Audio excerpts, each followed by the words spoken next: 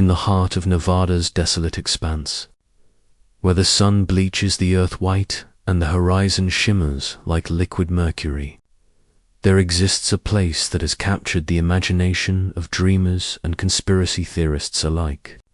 A place where the boundary between fact and fiction blurs like heat waves rising from ancient lake beds. This is the story of Area 51, not merely as a military installation, but as a repository of secrets that have echoed through decades of silence. Tonight, we journey into the shadows of Groom Lake, where the desert holds more than sand, and the sky keeps more secrets than stars. Our tale begins not with aliens or spacecraft, but with a man, a weatherman whose job was to predict the unpredictable, to measure the immeasurable. Charles Hall thought he was simply reading instruments and forecasting storms. He had no idea he was about to become part of the greatest mystery of our time. But before we meet Charles, we must first understand the stage upon which this extraordinary drama unfolded. We must understand how a patch of desert became the most classified, most speculated about, most mysterious place on Earth. What echoes still linger in that vast emptiness? What truths hide behind razor wire and armed guards? And what happens when ordinary people stumble into extraordinary circumstances? The desert, they say, keeps its secrets well. But tonight, some of those secrets may finally be ready to speak. Chapter 1. The Birth of Shadows. The year was 1955, and America was locked in a Cold War that extended far beyond earthly borders. In the Nevada desert, 83 miles north of Las Vegas, the United States government was quietly creating something unprecedented, a testing ground so secret that it didn't officially exist. Groom, Lake dry, lake bed, surrounded by mountains that stood like silent sentinels, was chosen for reasons both practical and mystical. The isolation was complete. The airspace could be controlled absolutely, and the desert floor, flat as a mirror, provided the perfect runway for aircraft that pushed the very boundaries of what was possible. But even from the beginning, there was something different about this place. The workers who first arrived spoke in hushed tones of strange phenomena, lights that moved in patterns no conventional aircraft could achieve, sounds that had no earthly source, and always, the feeling of being watched by something beyond human understanding. The official story was simple enough. Area 51 was a testing ground for experimental military aircraft.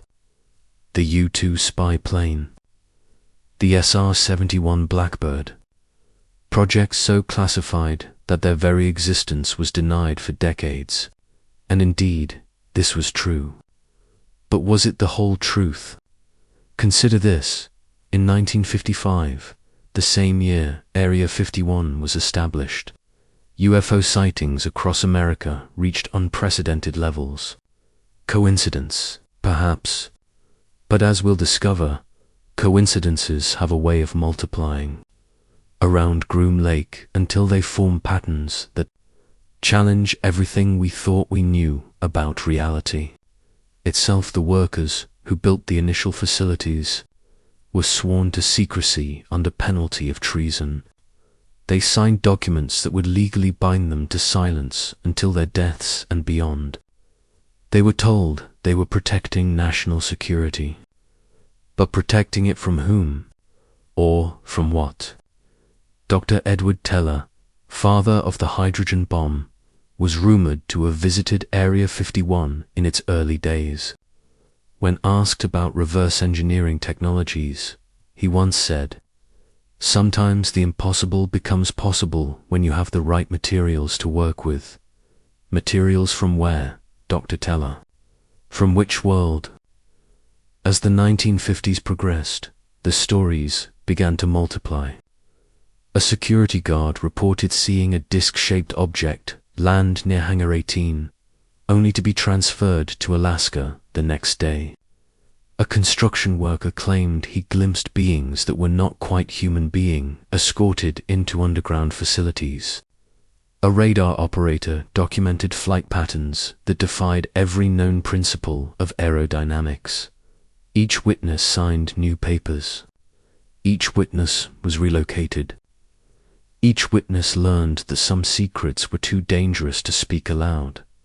But secrets, like desert winds, have a way of finding cracks in even the strongest walls. And as Area 51 grew from a small testing facility into a vast underground complex, those cracks began to widen. The question that haunted those early years, the question that haunts us, still is not what was being tested at Area 51. The question is what was being learned, and from whom were they learning it. In 1965, a young meteorologist named Charles Hall received orders that would change his life forever. He was to report to a weather station in the Nevada desert, Groom Lake Station. Classification level, beyond top secret. Duration of assignment, indefinite. Charles thought he was being sent to track storms. He had no idea he was about to become part of one himself. Perfect storm of mystery, wonder, and terror that would follow him for the rest of his days. But before we hear Charles's story, we must first understand what he was walking into. We must understand that by 1965, Area 51 had already become something far more complex than a simple aircraft testing facility. It had become a nexus, a point where multiple realities seemed to intersect. What was really happening in those underground chambers? What technologies were being developed in laboratories that officially didn't exist? And why did so many personnel report encounters that fell far outside the realm of conventional military operations? The desert was about to reveal its first major secret to a man whose only job was to measure the wind. Chapter 2. The Weatherman's Arrival, October 15th, 1965. The sun was setting behind the Yucca mountain range as Airman Charles Hall stepped out of the transport vehicle that had brought him across 83 miles of empty desert. His assignment was simple enough: operate the weather station at Groom Lake, providing meteorological data for flight operations. Duration, 18 months. Charles was 23 years old, fresh from meteorology school, eager to serve his country. He expected isolation. He expected heat and wind and the occasional sandstorm. What he didn't expect was to become one of the most important witnesses to events that would challenge everything humanity thought it knew about its place in the universe. The weather station itself was a modest concrete building positioned at the edge of the main base, close enough to the runways to monitor conditions for aircraft operations, but isolated enough to provide the solitude necessary for careful observation. It was equipped with standard meteorological instruments, barometers, wind gauges, temperature sensors, and a radar system for tracking storm movements. Or so Charles believed. His first week passed without incident. He recorded temperatures, tracked wind patterns, filed reports. The work was routine, almost monotonous. The only unusual aspect was the frequency of classified flights, aircraft, that would appear on his radar screens, but about which he was instructed to ask no questions and file no reports. But on October 23rd, 8 days after his arrival, Charles encountered something that would haunt him for the rest of his life. It was 2:17 a.m. Charles was conducting a routine atmospheric reading when his radar screen lit up with a contact unlike anything he'd ever seen. The object was large, much larger than any conventional aircraft. It was moving at approximately 200 miles per hour from the northwest. But here's what made Charles's hands tremble as he adjusted the controls. The object was flying in complete silence. No jet engines. No propeller noise. No sonic boom despite its size and speed. Just an eerie, impossible silence that seemed to absorb sound. Rather than create it, Charles watched the radar blip for 17 minutes as it performed maneuvers that violated every principle of aerodynamics he'd learned in school. Right-angle turns at high speed, sudden stops followed by instantaneous acceleration, vertical ascents that should have been impossible for any aircraft of that size. And then, as suddenly as it had appeared, the object descended toward the base and disappeared from his radar screen entirely. The next morning, Charles filed a routine weather report. He made no mention of the radar contact. Why? Because when he'd tried to access the previous night's radar data, he discovered it had been automatically classified and removed from his files. Someone or something was monitoring his station more closely than he'd realized. That afternoon, Charles received his first visit from Colonel Morrison, the base security officer. Morrison was a man of few words and fewer expressions, but his message was clear.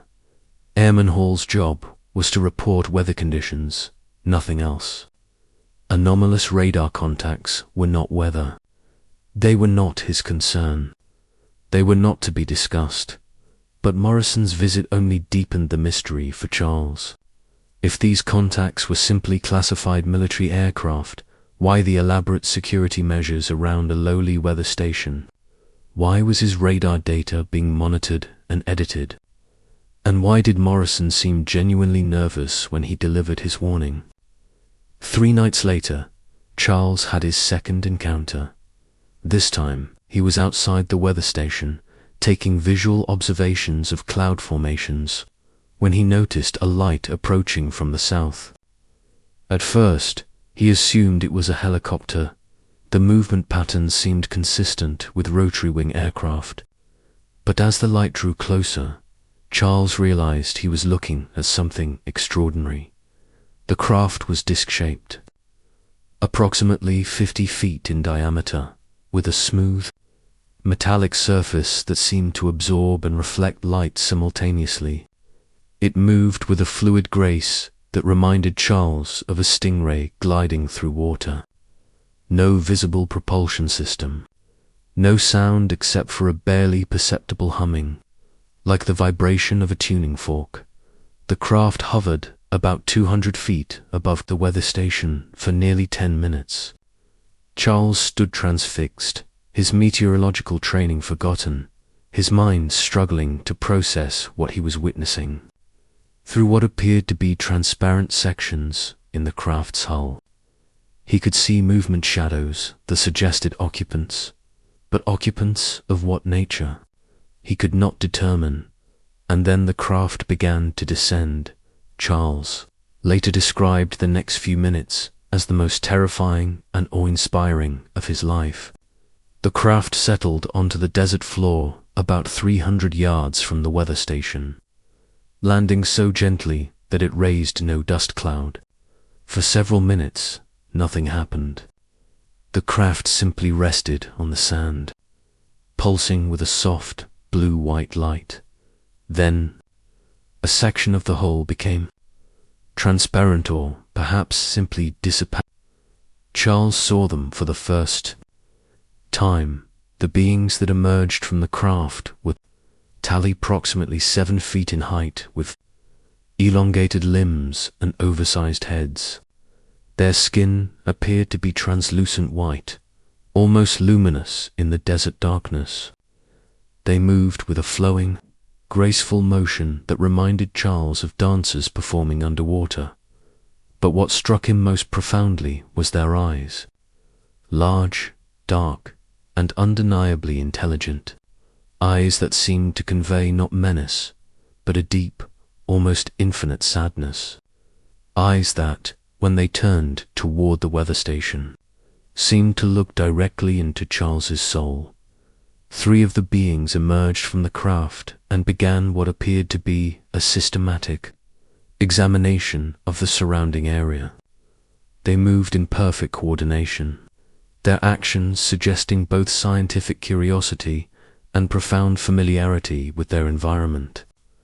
This was not, Charles realized, their first visit to Groom Lake.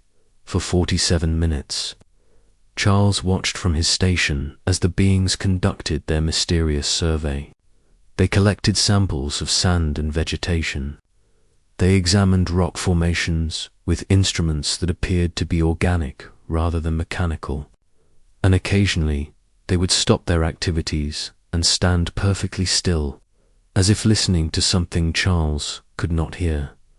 Then, as abruptly as they had arrived, the beings returned to their craft. The transparent section closed door reappeared on. The disk rose silently into the night sky.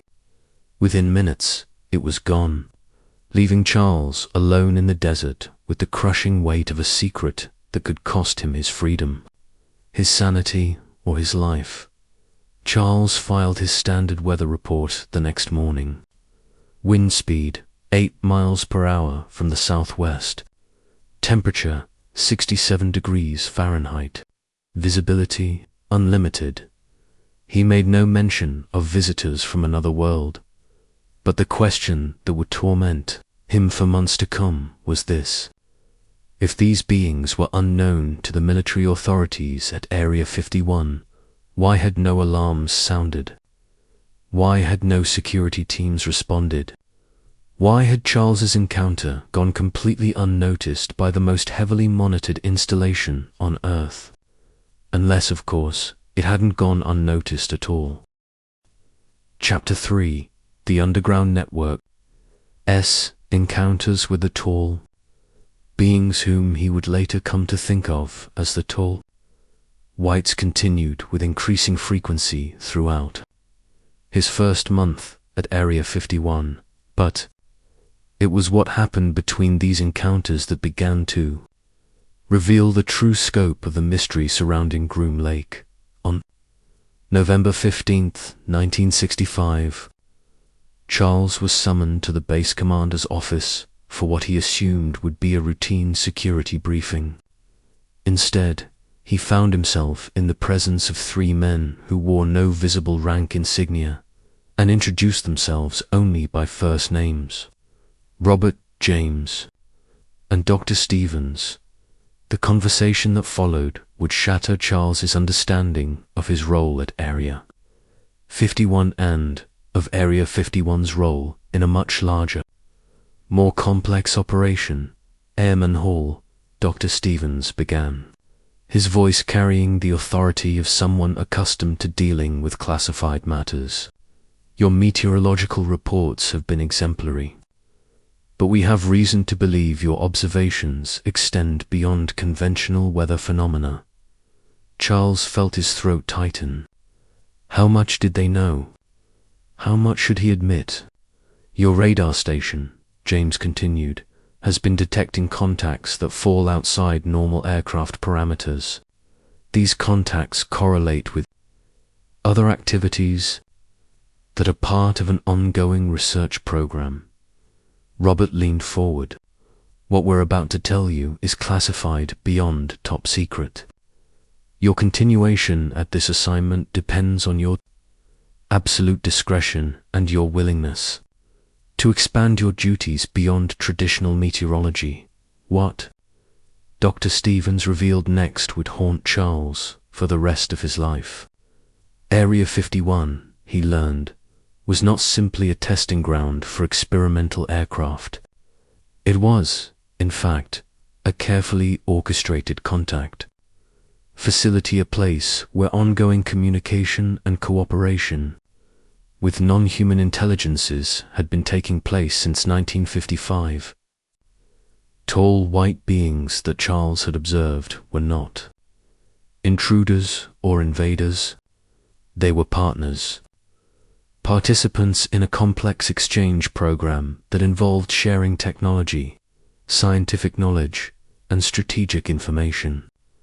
The arrangement had been negotiated at the highest levels of government, with security measures so extreme that even most military personnel at the base were unaware of the true nature of operations. The weather station, Dr. Stevens explained, serves multiple functions. Yes, you provide meteorological data, but you also serve as an early warning system for incoming diplomatic visits, and you monitor atmospheric conditions that are crucial for certain technological demonstrations. Charles's mind reeled. You mean the government knows about them, has known about them, has known about them, has been working with them, has been learning from them, Robert confirmed. The aircraft you've seen tested here, many incorporate technologies that were ... shared ... Through this cooperation, the advances in materials, science, propulsion systems, communication technologies, much of what you consider cutting-edge military development actually originated from this exchange program. But James added a sobering note. However, the arrangement is delicate. The tall whites are selective about human contact. They've agreed to work with a small number of carefully chosen individuals, but they remain wary of broader human society. Your role, Airman Hall, is to facilitate these interactions while maintaining absolute security.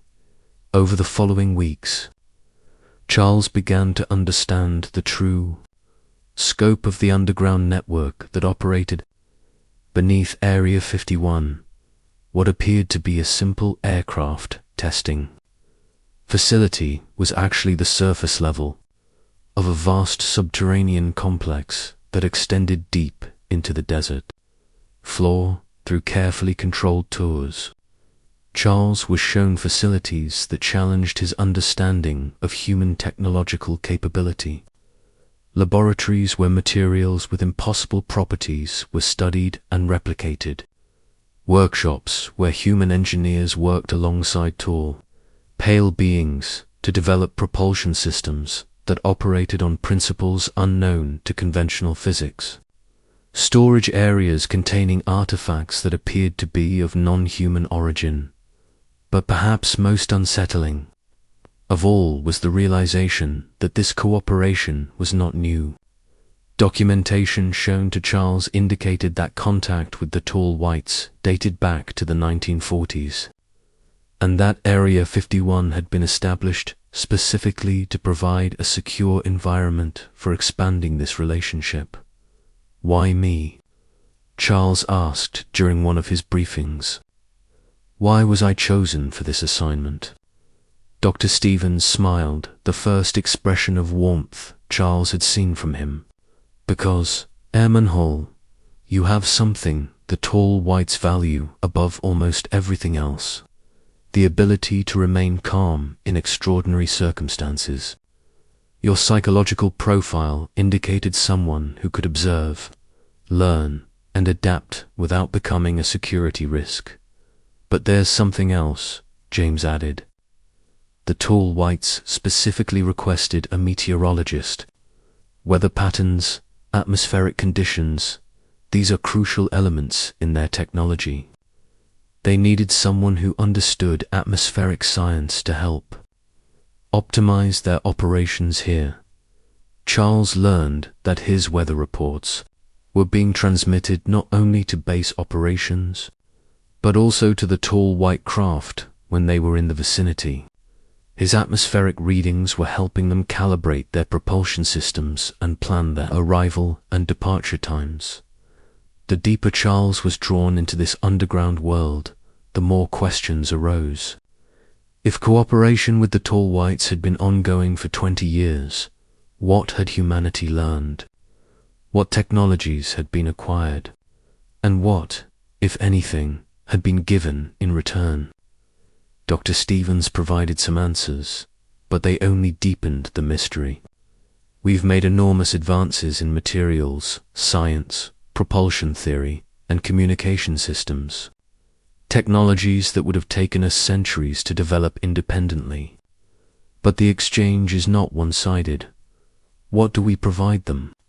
Charles asked. Information, Robert replied. Data about human society, our development patterns, our conflicts, our potential. The tall whites are not conquerors, M and Hall. They're researchers. They're studying us as carefully as we're studying them. But James added an ominous note. They're also evaluating us, determining whether humanity is ready for broader contact with galactic civilization. Our cooperation here at Area 51 is essentially an extended test. Charles felt a chill that had nothing to do with the desert night. A test of what? Our ability to maintain security, to honor agreements, to work cooperatively with intelligences beyond our world, Dr. Stevens explained. The question is whether humanity can be trusted with knowledge and technologies that could transform our civilization or destroy it. As Charles processed this information, one question haunted him above all others. If the cooperation between humans and the tall whites was so beneficial, so carefully managed, so historically significant, why the extreme secrecy? Why were even military personnel at the base kept ignorant of the true nature of operations? The answer, when it came, revealed the true depth of the mystery surrounding Area 51. Because Airman Hall, Dr. Stevens said quietly, the tall whites are not the only non-human intelligence operating in this region, and not all of our ... visitors are as cooperative as they are. Chapter 4. The Others in the Desert. It was during Charles's third month at Area 51 that he first became aware of what Dr. Stevens had referred to as the others. The realization came not through official briefings or classified documents, but through a series of disturbing encounters that suggested the Nevada desert harbored secrets far more complex and, potentially, dangerous than anyone had prepared him to understand. The first incident occurred on December 8, 1965, during what had become Charles's routine early morning atmospheric readings. At approximately 3:30 a.m., his radar detected multiple contacts approaching from the northwest, formation of objects moving at incredible speed toward the base, but these contacts were different from the tall white craft Charles had learned to recognize. Where the tall white vessels moved with fluid grace, these objects exhibited erratic, almost aggressive flight patterns. Their radar signatures were smaller, more angular, and they seemed to generate significant electromagnetic interference that disrupted Charles's equipment. As the objects drew closer, Charles activated the emergency communication protocol he'd been taught for unusual contacts. Within minutes, base security was on full alert, and Charles could see searchlights scanning the desert around the perimeter. Then something unprecedented happened. The objects stopped for nearly 20 minutes. The contacts hovered at the edge of base airspace, neither advancing nor retreating. They maintained a perfect formation, as if waiting for something. Charles watched his radar screen with growing unease, noting that the electromagnetic interference was increasing. His radio communications with base security began to fail. Even his basic weather instruments were malfunctioning. At 3:52 a.m., a single object detached itself from the formation and began descending toward the weather station. Charles's training told him to follow evacuation procedures, but something curiosity, duty, or perhaps simple terror kept him at his instruments. The craft that landed 200 yards from his station was unlike anything Charles had seen before, where the tall white vessels were smooth and elegant. This craft was angular and aggressive-looking, with surfaces that seemed to absorb light rather than reflect it. It settled onto the desert floor with a grinding, mechanical sound that reminded Charles of industrial machinery. What emerged from this craft challenged everything Charles thought he understood about the beings visiting Area 51. These entities were shorter than the tall whites, approximately 4.5 feet in height, with grey, almost metallic skin and large, dark eyes that reflected no warmth or curiosity. Where the tall whites moved with graceful fluidity, these beings exhibited quick, jerky motions that suggested barely controlled aggression. But most disturbing of all was their behavior. Unlike the tall whites, who had always seemed aware of Charles but had never approached him directly, these grey beings immediately oriented toward the weather station and began advancing with apparent purpose. Charles later described the next few minutes as the most terrifying of his entire Area 51 experience. The beings moved with mechanical precision toward his station, and as they drew closer, Charles began to experience effects that defied rational explanation. His thoughts became clouded and confused. Time seemed to slow and distort. He found himself unable to move, as if his nervous system was no longer under his own control. And through it all, he sensed a probing, invasive presence in his mind, something alien and coldly analytical, examining his thoughts and memories. The beings reached the weather station and, without any visible tools or technology, began to access Charles's computer systems. Classified meteorological data, radar logs, communication protocols, everything was downloaded in minutes through methods Charles couldn't understand, but they wanted more than data. One of the beings approached Charles directly and, through some form of telepathic communication, began extracting information from his mind, not just facts or memories, but his emotional responses, his psychological assessment of the tall whites, his opinions about the cooperation program, his fears, his loyalties. The mental intrusion was accompanied by physical effects that left Charles barely conscious. Severe headaches, nausea, temporary paralysis. He felt as though his brain was being systematically examined and catalogued by an intelligence that viewed him as nothing more than a biological computer to be accessed. The experience lasted approximately 30 minutes. Then, as abruptly as they had arrived, the grey beings returned to their craft and departed. The formation regrouped and disappeared to the northwest, leaving Charles alone in the desert with the crushing realization that Area 51's secrets were far more complex and dangerous than anyone had told him. The next morning, Charles was immediately summoned to an emergency briefing with Dr. Stevens, Robert, James, and several other officials he'd never seen before.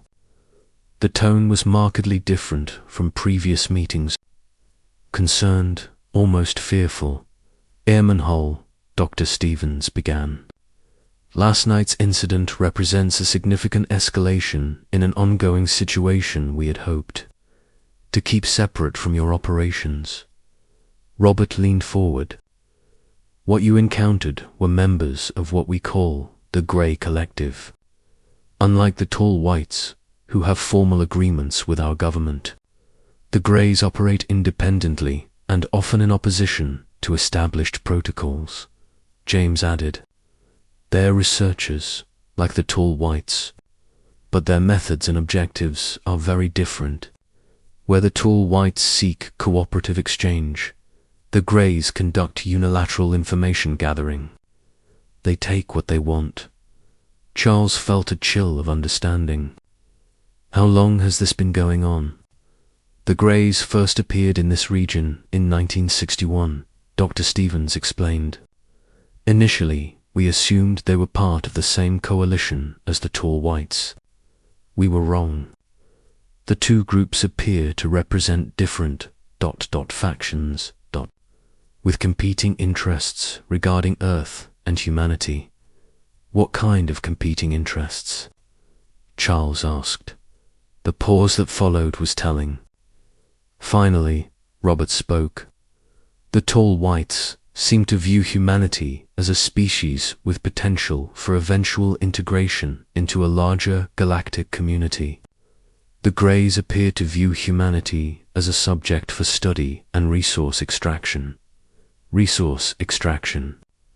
James's expression was grim. Biological samples, genetic material, technological intelligence. The Greys take what they need without regard for agreements, consent, or consequences. Dr. Stevens continued the briefing with information that shattered Charles's understanding of the delicate balance he thought existed at Area 51, the cooperation with the tall whites. It turned out was partially motivated by the need for protection against the Greys. The tall whites had advanced offensive technologies and were willing to share them, but only as long as humanity proved capable of maintaining security and honoring agreements. The Greys' intrusion into your station last night wasn't random, Robert explained. They were specifically targeting information about our cooperation with the tall whites. Intelligence that could compromise years of careful diplomacy. Why don't we just deny them access? Charles asked. Use the defensive systems. James shook his head. Because, Airman Hall, the situation is more complex than that. The Greys aren't necessarily hostile in the conventional sense. They're following their own protocols for research and resource acquisition. From their perspective, they're conducting legitimate scientific operations. Dr. Stevens added the most chilling information of all, and because, according to our tall white contacts, the Greys represent a much larger collective that extends throughout this region of the galaxy. Open conflict with them could have consequences that extend far beyond Earth. Charles began to understand that his role at Area 51 placed him at the center of an interstellar diplomatic crisis that could determine humanity's future relationship with advanced civilizations throughout the galaxy. What happens now? He asked. Dr. Stevens's response would haunt Charles for years to come. Now, Airman Hall, we discover whether humanity is sophisticated enough to navigate between competing alien civilizations without losing our independence or our planet in the process. But the most disturbing revelation was yet to come, as Charles would learn in the weeks that followed. The Greys and the tall whites were not the only non-human intelligences operating in the Nevada desert. Area 51 had become a nexus for multiple species, each with their own agendas, technologies, and objectives, and some of those objectives, Charles was about to discover, directly threatened everything humanity thought it understood about its place in the universe. Chapter 5. The Element of Mystery 3.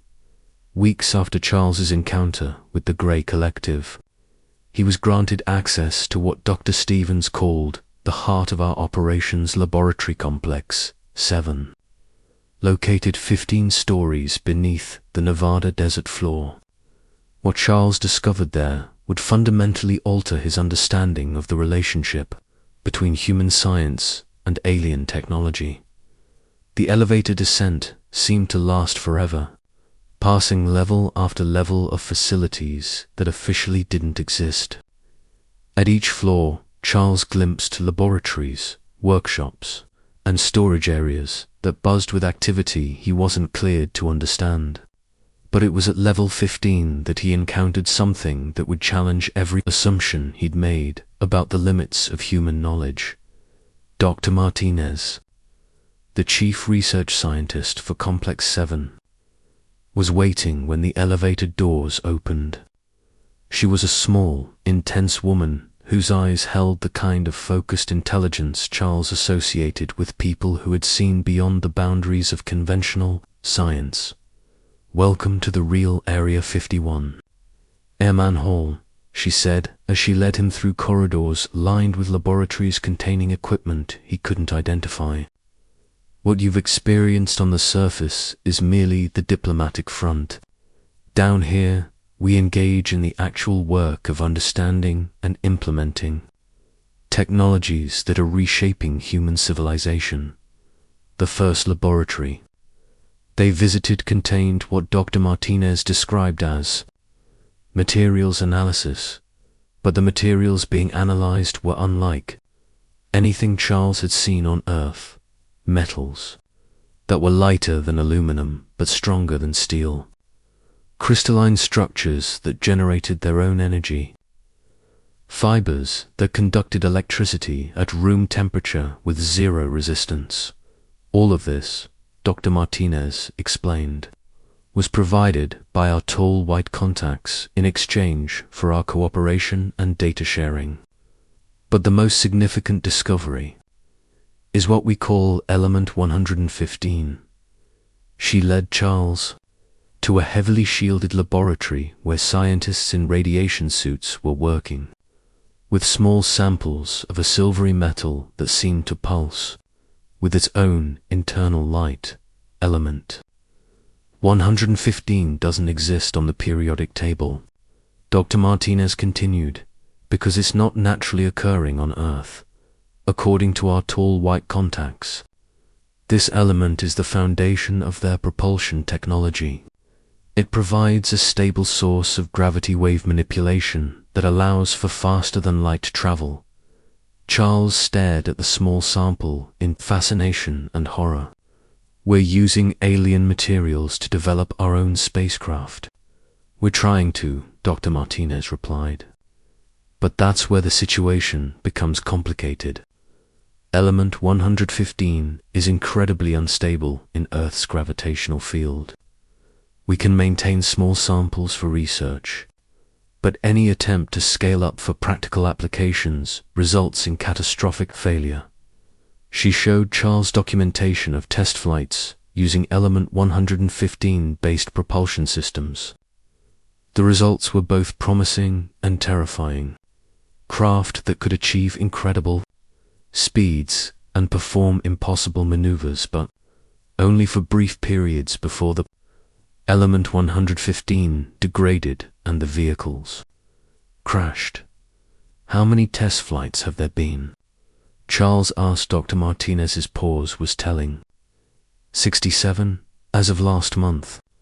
We've recovered most of the debris, but ... double quotes, she trailed off, then seemed to make a decision. Some crashes have been observed by civilians.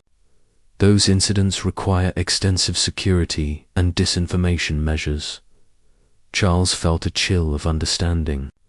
The UFO sightings across the southwest, some of them are our crashed test flights. Some, yes, but not all. The tall whites continue to operate their own craft in this region, and the greys are becoming increasingly active. Distinguishing between our experimental craft, legitimate alien visitors, and potentially hostile incursions has become a significant challenge. Dr. Martinez led Charles deeper into the complex. 2 laboratories where the true scope of the technology exchange became apparent. Human engineers were working directly with tall white technicians, developing hybrid technologies that incorporated both human innovation and alien science. In one laboratory, Charles observed the development of communication systems that operated on principles unknown to human physics.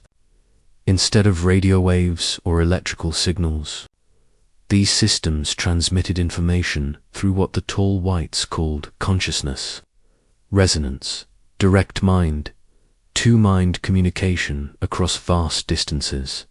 The implications are staggering. Dr. Martinez explained, not only does this technology make instantaneous communication possible regardless of distance, but it also suggests that consciousness itself is a fundamental force in the universe, like gravity or electromagnetism. In another laboratory, Charles witnessed experiments in what could only be described as temporal manipulation, using element 115 and tall white guidance. Human scientists had developed devices that could slow or accelerate the passage of time in localized areas. We're still learning to control it, Dr. Martinez admitted as they observed a test chamber where time was moving at approximately half normal speed. But the potential applications for everything from manufacturing to medicine to space travel are revolutionary. But it was in the final laboratory that Charles encountered the most disturbing aspect of the technology exchange program. Dr. Martinez introduced him to Dr. Carson, a military physician who had been studying what he called biological integration protocols. The laboratory contained medical equipment that appeared to be hybrid human-alien technology, and Charles could see tissue samples and biological materials that were clearly not entirely human. Part of the cooperation agreement with the tall whites, Dr. Carson explained, involves sharing biological as well as technological information. We provide them with human genetic samples, medical data, and physiological studies. In return, they share their understanding of biological enhancement and life extension technologies. Charles felt his stomach tighten. Human genetic samples. Dr. Martinez nodded. All voluntary, and all from military personnel who are cleared for the program. But the tall whites are intensely interested in human biology, particularly our adaptation mechanisms and our genetic diversity. Dr. Carson continued, what we've learned is that the tall whites are essentially immortal by human standards. They can live for thousands of years, but they've lost much of their genetic variability. They're studying human biology to understand how we maintain such genetic diversity, despite our relatively short lifespans. And what are they sharing in return? Charles asked, though he wasn't sure he wanted to hear the answer. Dr. Carson's response was both fascinating and deeply unsettling. Medical technologies that could extend human lifespan to centuries. Genetic therapies that could eliminate hereditary diseases. Biological enhancements that could allow humans to survive in environments that would normally be fatal. He showed Charles documentation of test subjects who had undergone preliminary treatments using tall white medical technologies. The results were remarkable. Enhanced healing rates, increased resistance to radiation and toxins, improved cognitive function, and most incredibly, what appeared to be significantly slowed aging processes. But there are side effects, Dr. Martinez warned. Subjects report increased telepathic sensitivity, altered sleep patterns, and most concerning of all, a gradual psychological detachment from normal human emotional responses. Charles studied the medical files with growing alarm. Are we changing into something else? That, Dr. Carson replied grimly, is exactly what we're trying to determine. As Charles processed this information, Dr. Martinez revealed the most classified aspect of the entire program. The biological exchange isn't limited to voluntary test subjects. The tall whites have requested access to broader human population date of birth records, medical databases, genetic surveys from major population centers. For what purpose? They claim it's for developing medical technologies that could benefit all humanity. But some of our analysts believe they're conducting a comprehensive genetic census of the human species. Charles felt a chill that had nothing To do with the underground laboratory's temperature. A census for what purpose? Dr. Martinez's next words would haunt Charles for the rest of his life. We don't know, M. Hall, and that may be the most terrifying aspect of this entire program. We're sharing our most fundamental biological secrets with beings whose ultimate objectives remain completely unknown to us. As they returned to the surface levels, Charles's mind reeled with the implications of what he'd learnt. Humanity was not simply cooperating with alien civilizations, was being fundamentally altered by that cooperation. Technologies that could revolutionize human civilization were being developed in underground laboratories using materials and knowledge that originated from beyond Earth. But perhaps most disturbing of all was the growing realization that humanity might not be the primary beneficiary of this exchange. The tall whites were learning about human biology, psychology, technology, and society at a pace and depth that far exceeded what humans were learning about them. Were humans partners in this exchange, Charles wondered, or were they specimens? And if the cooperation with the tall whites was this complex and potentially dangerous, what did that suggest about the intentions of the Grey Collective, who took what they wanted without any pretense of cooperation? Chapter 6. The Watchers and the Watched. By his 6th month at Area 51, Charles Hall had begun to understand that he was not simply an observer of extraordinary events.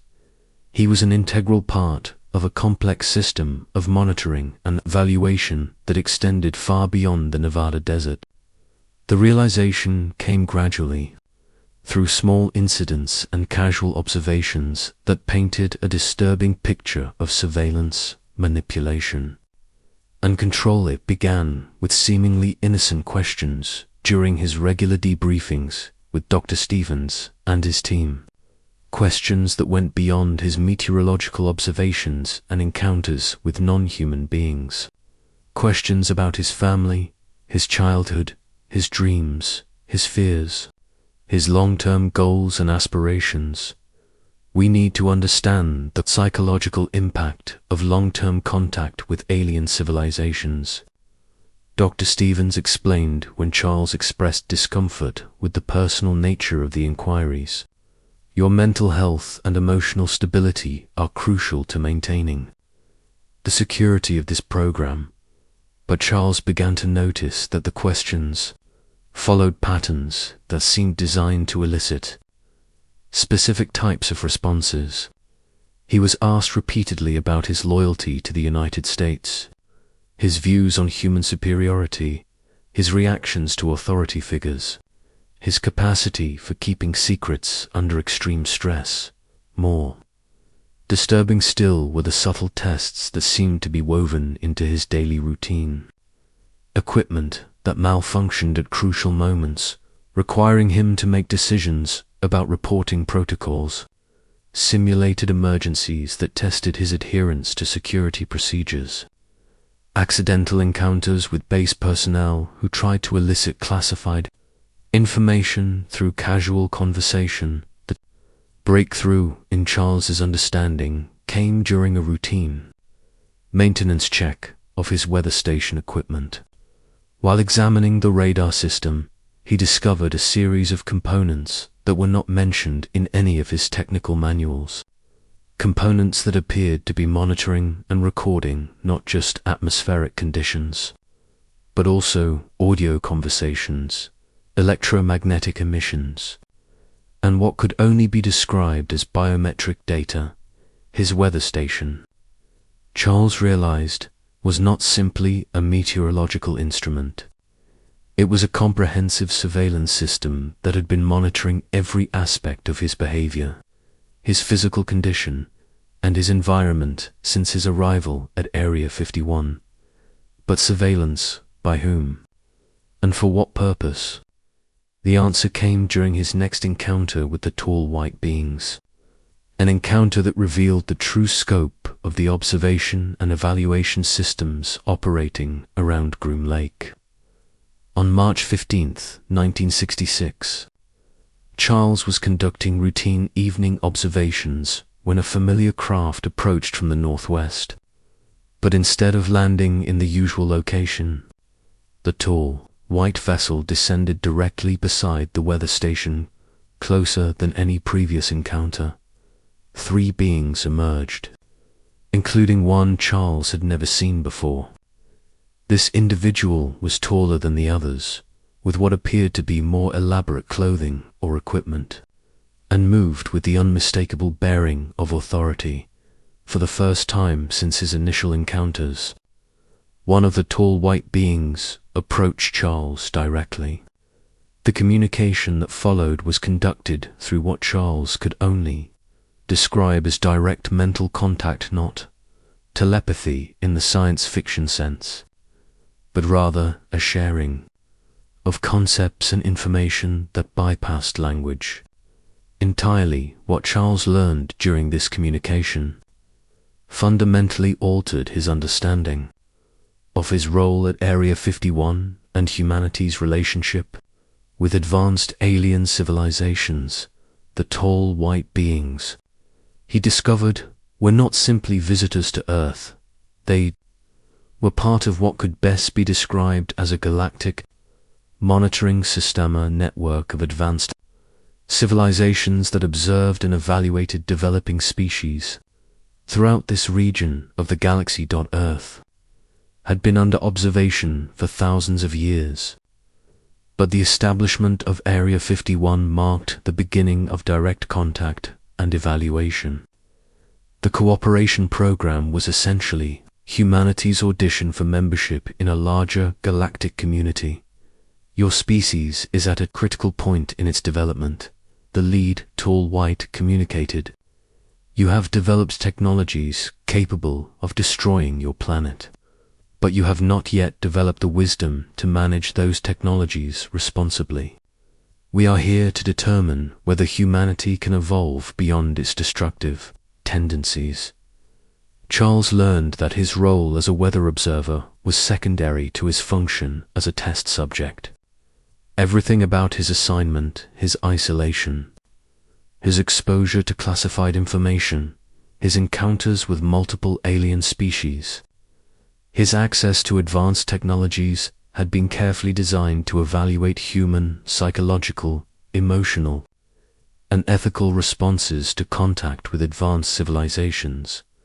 But I'm just one person, Charles protested. How can my reactions represent all of humanity?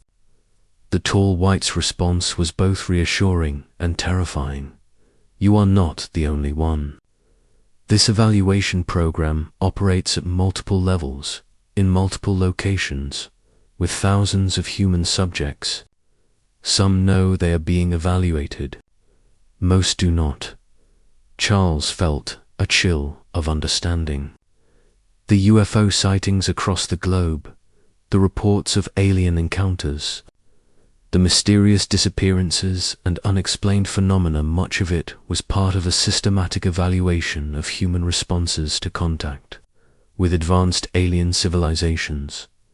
But the tall white being had more to reveal. The cooperation program at Area 51 was not humanity's first contact with galactic civilization. Similar programs had been established with other developing species throughout the galaxy.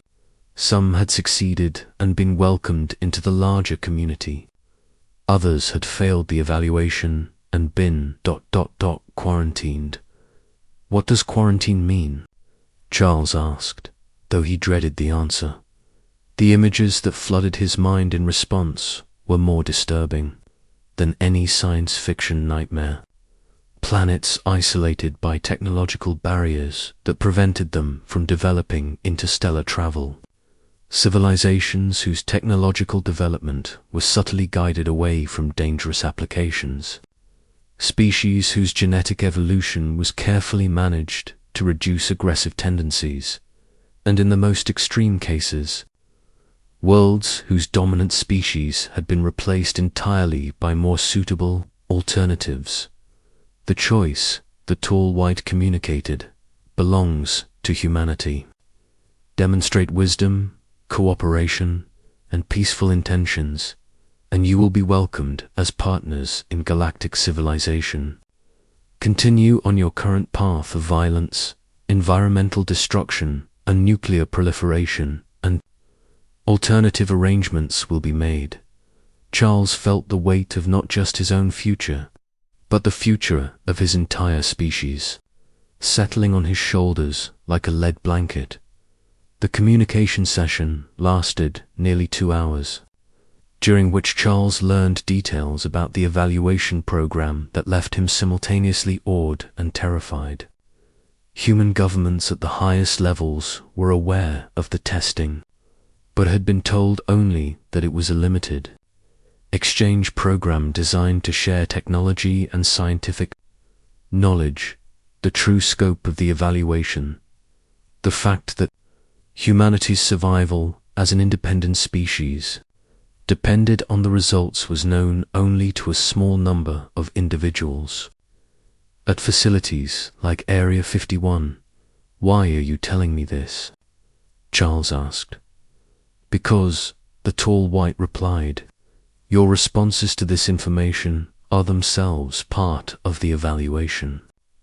How you process this knowledge, how you use it, whether you maintain security or attempt to reveal it to broader human society, of this contributes to our assessment of human character and potential."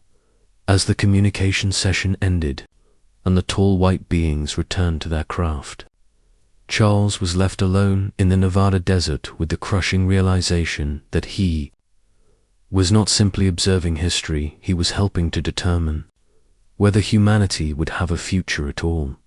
The weather station continued its automated recording of atmospheric conditions. The radar continued its sweep of empty desert skies, and Charles continued to file his routine meteorological reports. But nothing would ever be routine again. Every decision he made, every report he filed, every interaction he had with base personnel was now weighted with the knowledge that he was being evaluated by intelligences whose judgment could determine the fate of his entire species. The desert held more than secrets. It held humanity's future, balanced on the razor's edge between partnership and extinction. And Charles Hall, a simple meteorologist from Minnesota, had somehow become one of the people responsible for tipping that balance. But the most terrifying question remained unanswered. In this cosmic evaluation of humanity's worth, who were the real judges, and what would happen if humanity failed the test? Chapter 7. The Hidden Archives. 9 months into his assignment, Charles was granted access to what Dr. Stevens cryptically referred to as the historical perspective. Archive Level 23, the deepest accessible point beneath Area 51. What he discovered there would reveal that the cooperation program with alien civilizations was not a recent development, but rather the latest chapter in a relationship that extended back to the very founding of the United States. The elevator descent to Level 23 took nearly 5 minutes, passing floors that Charles had never known existed. As the doors opened, he was greeted by Dr. Elizabeth Hartwell, the chief archivist for what she called the Extraterrestrial Historical Documentation Project. Dr. Hartwell was an elderly woman whose eyes held the same haunted quality Charles had begun to recognize in all long-term Area 51 personnel, the look of someone who had seen beyond the boundaries of conventional reality and been fundamentally changed by the experience. "Welcome to the memory of American-alien relations, Airman Hall," she said, as she led him through corridors lined with massive vault doors. What you're about to learn will place your experiences in a much larger historical context and help you understand why the current evaluation program is so critical to humanity's survival.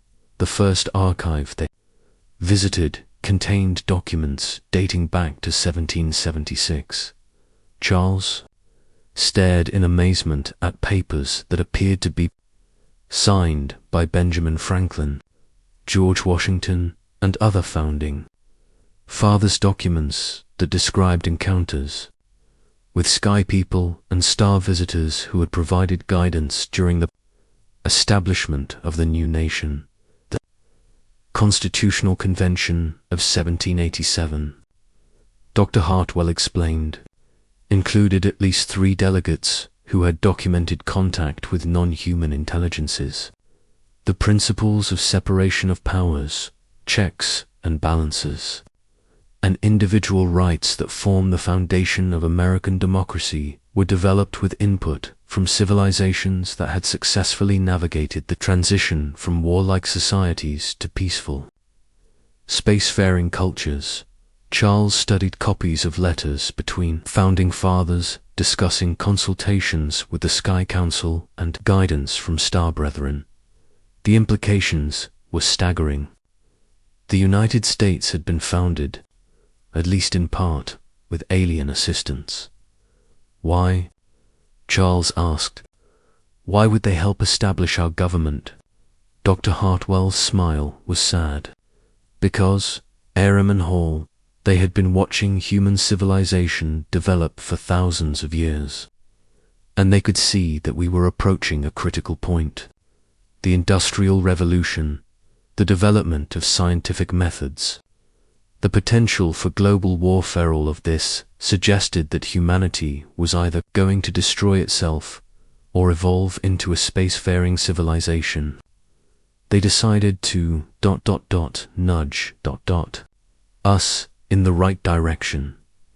The next archive contained documents from the Civil War era, including correspondence from Abraham Lincoln describing dreams and visions that had been influenced by what he called counselors from afar. The Emancipation Proclamation, it appeared, had been written with guidance from civilizations that had long ago abandoned slavery and racial discrimination. The pattern, Dr. Hartwell explained, has been consistent throughout American history. At critical moments, the founding of the nation, the preservation of the Union, the development of industrial capacity, the emergence as a global power, we have received subtle guidance from advanced civilizations. World War II archives revealed the most extensive documentation of alien involvement in human affairs.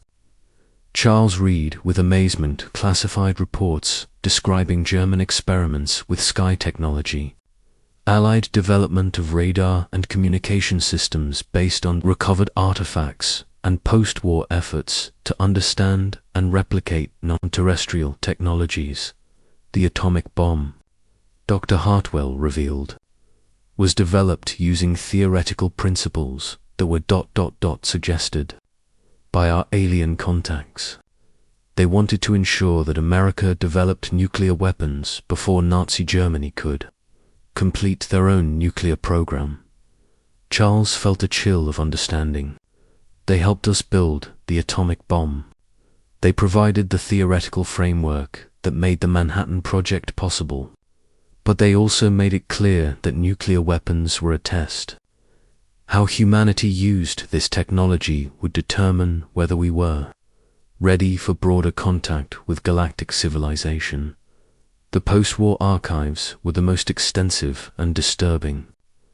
Charles learned that the Roswell incident of 1947 was not an isolated event, but rather part of a systematic program of controlled disclosure designed to gauge human reactions to evidence of alien presence. Multiple craft were deliberately crashed in remote areas across the Southwest, Dr. Hartwell explained.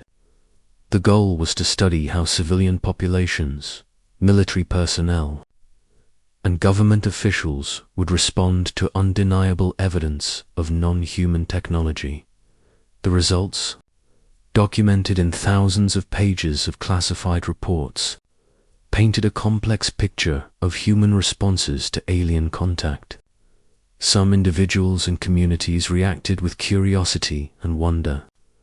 Others responded with fear and hostility. Still others attempted to exploit alien technology for personal or national advantage. All of these reactions were carefully catalogued and analyzed. Dr. Hartwell continued.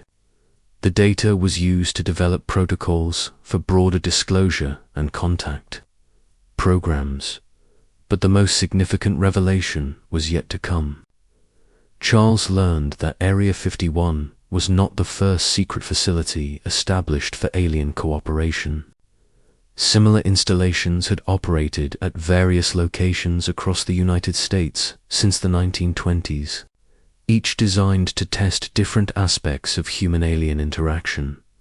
Wright-Patterson Air Force Base, Dulce Base in New Mexico, underground facilities beneath Denver International Airport, all of these have served as contact and cooperation centers. Dr. Hartwell revealed. Area 51 is simply the most recent and most comprehensive of these facilities. Charles studied documentation of programs that dwarfed anything he had experienced. Genetic research programs involving thousands of volunteers. Technology exchange initiatives that had produced advances in computing, materials, science, and energy production decades before they appeared in civilian applications. Communication programs that had established regular contact with dozens of alien civilizations throughout the galaxy. How many people know about this? Charles asked. At the highest levels of government, perhaps 50 individuals have complete knowledge of the program's scope, Dr. Hartwell replied. Another few hundred have partial knowledge related to their specific areas of responsibility. The vast majority of even military and intelligence personnel remain completely unaware, but it was in the final archive that Charles encountered information that challenged everything he thought he understood about humanity's place in the universe.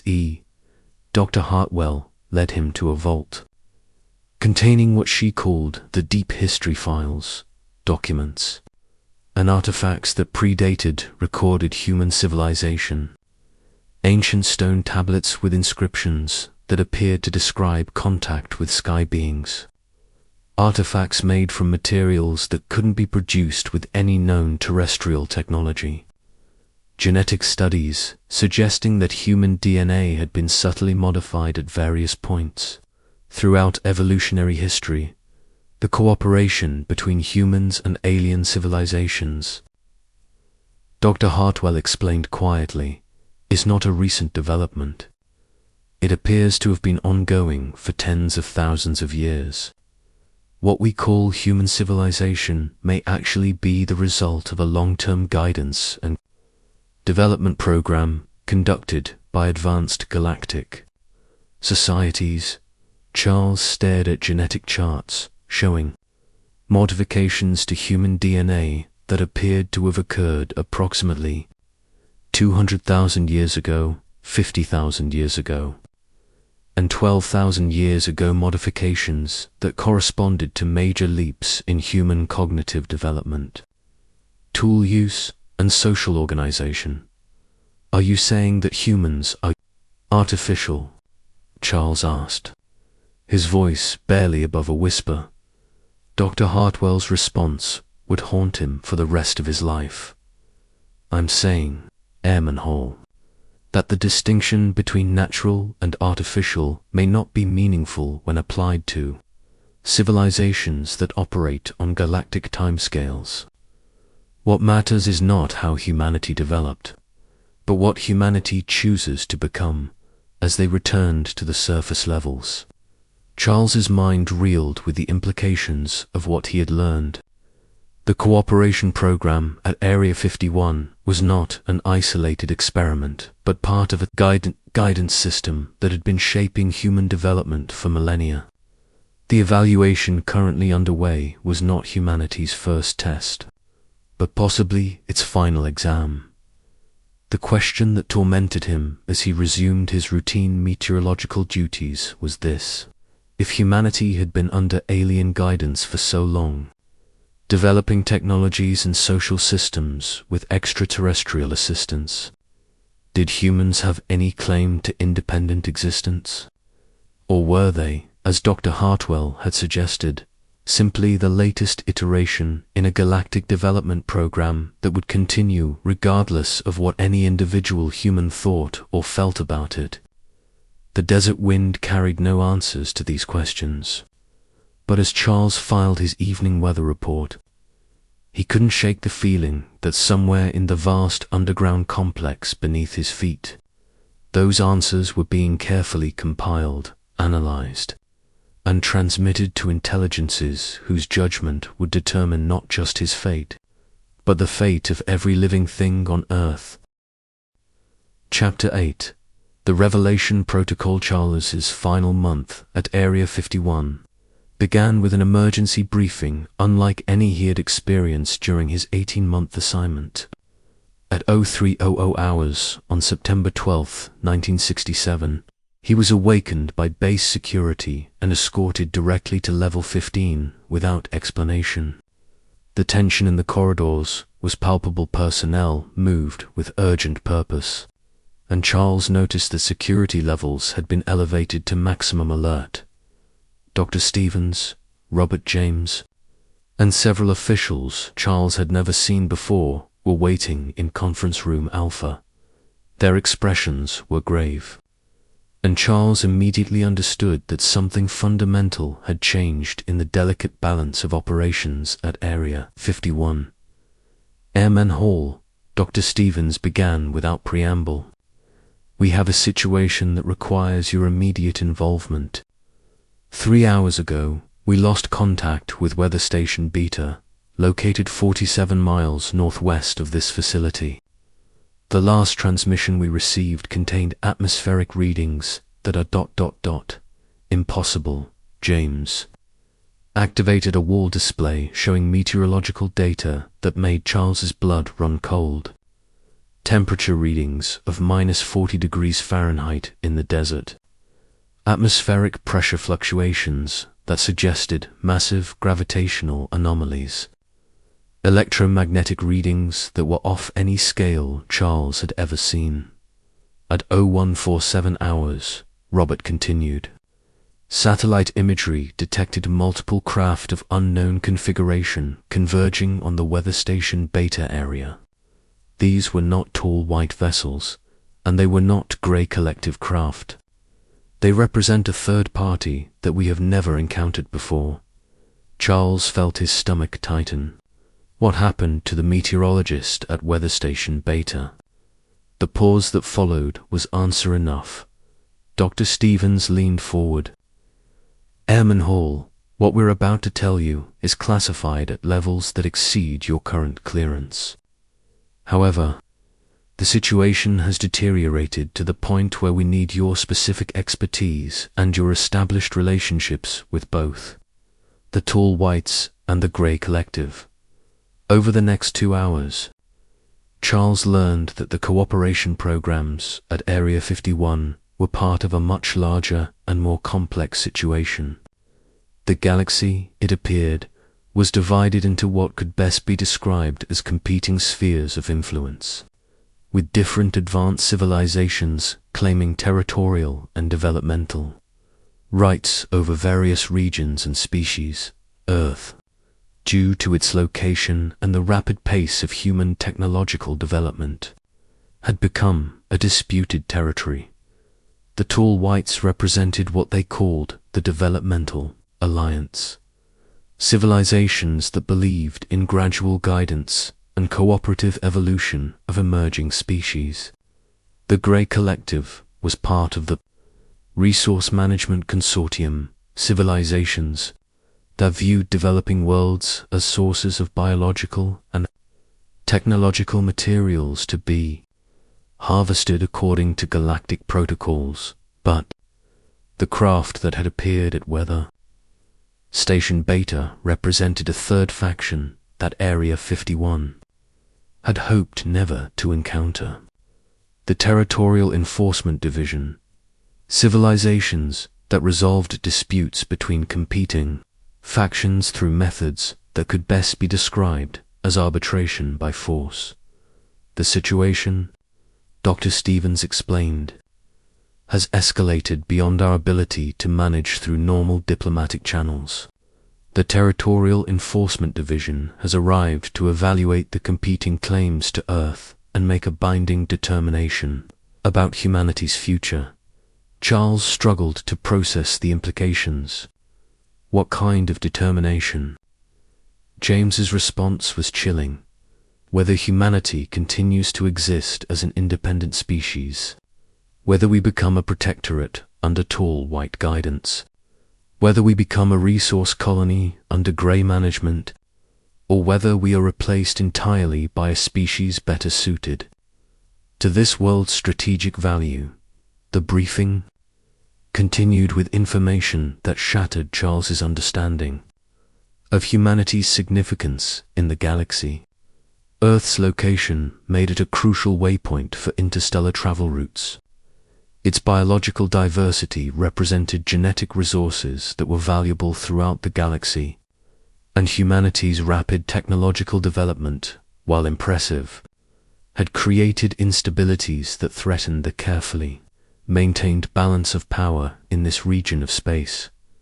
The evaluation process, Robert explained, will involve direct testing of human representatives under conditions that will determine our species' capacity for integration into galactic civilization. The Territorial Enforcement Division has requested 3 human subjects for comprehensive assessment. Charles felt a chill of understanding. I'm one of the 3, aren't I? Dr. Stevens nodded grimly. You have 18 months of direct contact experience with multiple alien species. You have access to classified information about human-alien cooperation programs. And you have psychological profiles indicating stability under extreme stress. You are, quite literally, one of the most qualified humans on Earth to represent our species in this evaluation. Music shifts to incorporate themes of enormous responsibility and mounting tension. Over the following days, Charles learned the identity of the other 2 human representatives. Dr. Sarah Chen was a linguist and xenologist who had been working with recovered alien technologies at Wright-Patterson Air Force Base. Colonel Michael Torres was a military strategist who had been coordinating defensive preparations based on intelligence gathered from alien contacts. The 3 of them were brought together for intensive briefings, designed to prepare them for an evaluation process that would determine the future of human civilization. But as Charles quickly discovered, no amount of preparation could have readied them for what they were about to experience. The Territorial Enforcement Division had established their evaluation facility in a massive craft that hovered 20 miles above Area 51, invisible to all conventional detection methods, but clearly visible to the advanced sensors used by the Tall Whites and Grey Collective. The evaluation, Dr. Chun explained to Charles and Colonel Torres during their final briefing, will test every aspect of human consciousness, intelligence, creativity, ethical reasoning, and survival potential. We will be subjected to scenarios designed to reveal the fundamental nature of our species. Colonel Torres, a veteran of multiple classified operations, admitted that this mission intimidated him more than any combat situation he had ever faced. We're not just representing ourselves or our country, he said. We're representing every human being who has ever lived or will ever live. On September 28, 1967, Charles Hall completed his final meteorological report for Area 51. Wind speed, 12 miles per hour from the northwest. Temperature, 73 degrees Fahrenheit. Visibility, unlimited. But what he didn't include in his report was that the unlimited visibility extended far beyond the Nevada desert. From his weather station, he could see the shimmer of the massive territorial enforcement craft hanging in the sky, like a sword of Damocles over all human civilization in 6 hours. He would be transported to that craft along with Dr. Chen and Colonel Torres.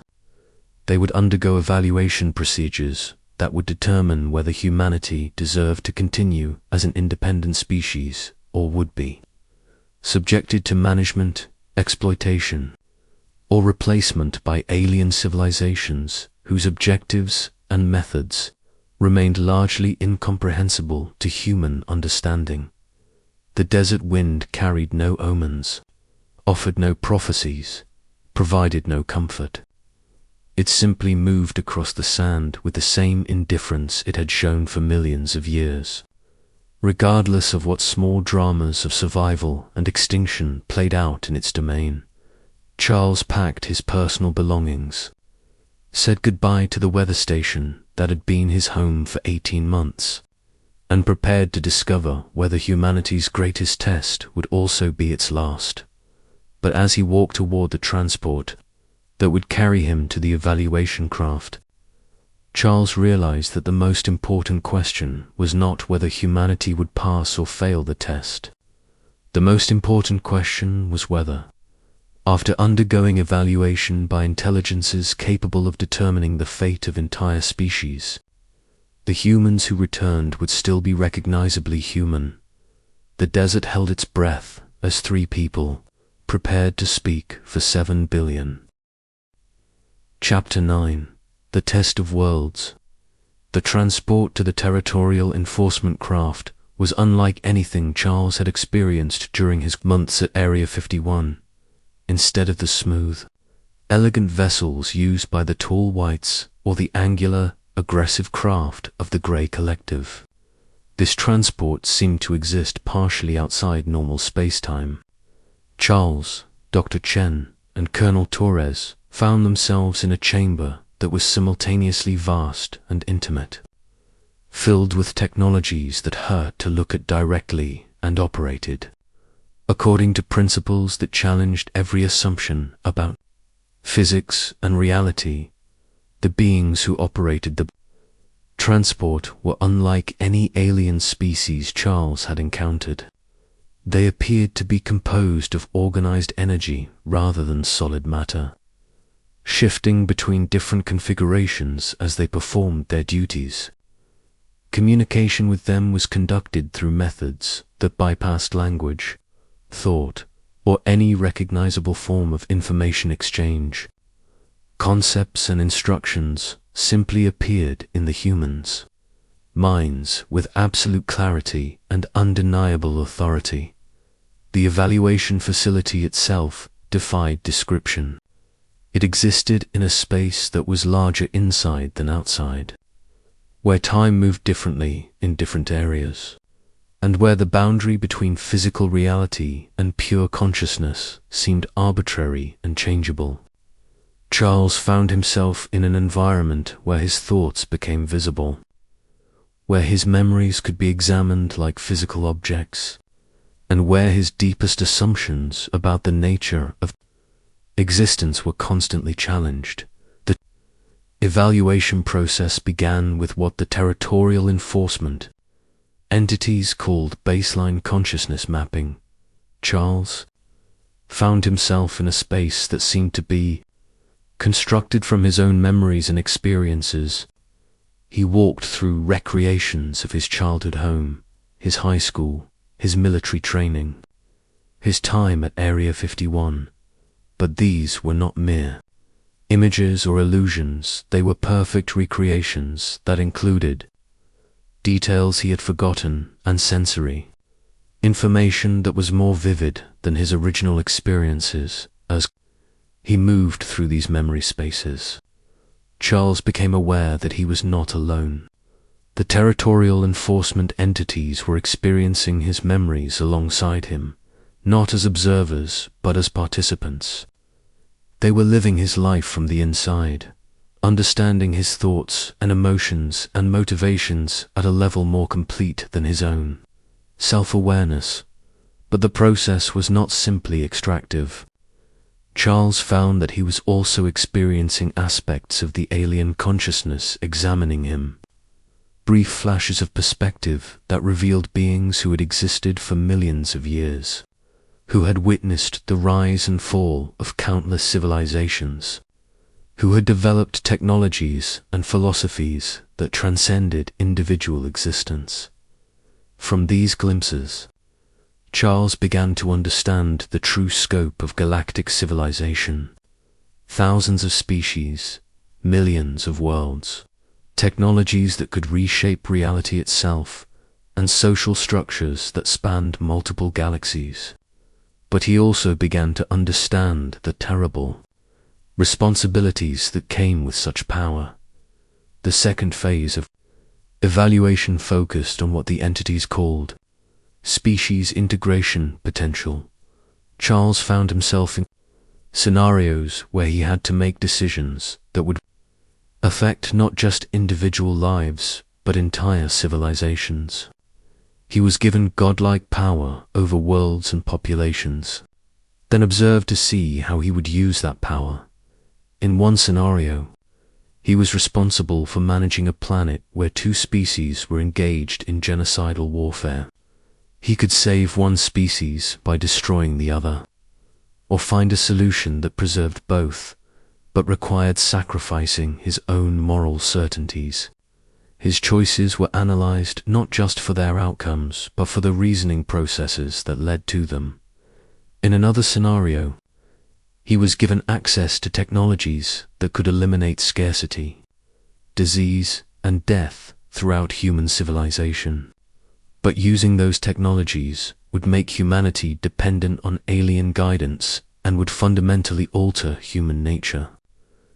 The evaluation entities watched as Charles struggled with the question of whether preserving human independence was worth accepting human suffering. Each scenario was designed to reveal aspects of human psychology, ethics, and potential that could not be assessed through conventional testing. Charles realized that he was not simply being evaluated as an individual, he was serving as a representative sample of human consciousness, and his responses were being extrapolated to predict how humanity as a whole would behave when given access to galactical technologies and responsibilities. Dr. Chen and Colonel Torres were undergoing similar evaluations in parallel spaces, each facing challenges designed to test different aspects of human potential. Through brief connections allowed by the evaluation system, Charles learned that Dr. Chen was being tested on humanity's capacity for scientific and philosophical advancement, while Colonel Torres was being evaluated on human leadership and strategic thinking capabilities. But the most challenging aspect of the evaluation was the gradual realization that passing or failing was not simply a matter of making correct choices. The territorial enforcement entities were evaluating humanity's fundamental nature, and that nature included both tremendous potential and dangerous limitations. Charles began to understand that humans were viewed as a species with remarkable adaptability, creativity, and emotional range, but also with destructive tendencies, short-term thinking, and an unfortunate capacity for self-deception. The question was not whether humans were good or bad, but whether their positive qualities were sufficient to outweigh their negative qualities when scaled up to galactic levels of power and responsibility. the final phase of evaluation was the most disturbing and enlightening. Charles found himself experiencing life from the perspective of the territorial enforcement entities themselves. He gained temporary access to consciousness that had existed for millions of years and had witnessed the rise and fall of thousands of civilizations. From this perspective, he learned that the evaluation of emerging species was not motivated by malice or even by territorial concerns. It was motivated by a deep understanding of the dangers posed by species that developed galactically well technologies without corresponding advances in wisdom, ethics, and social organization. The entities showed him the remains of worlds that had been destroyed by species that had achieved interstellar travel but had retained tribal mentalities. Civilizations that had used galaxy-spanning technologies to conduct warfare that devastated entire star systems. Species that had gained the power of gods but had retained the emotional and psychological limitations of their primitive ancestors. The universe is full of failed species, the entities, communicated through methods that transcended language, beings who achieved great power but lacked the wisdom to use it responsibly. They destroyed themselves, but they also destroyed other species, other worlds, other possibilities. Prevention of such disasters is a fundamental responsibility of advanced civilizations. Charles began to understand that the evaluation process was not simply about determining humanity's fate. It was about protecting the galaxy from the catastrophic consequences that could result from granting advanced technologies to a species that was not ready to use them responsibly.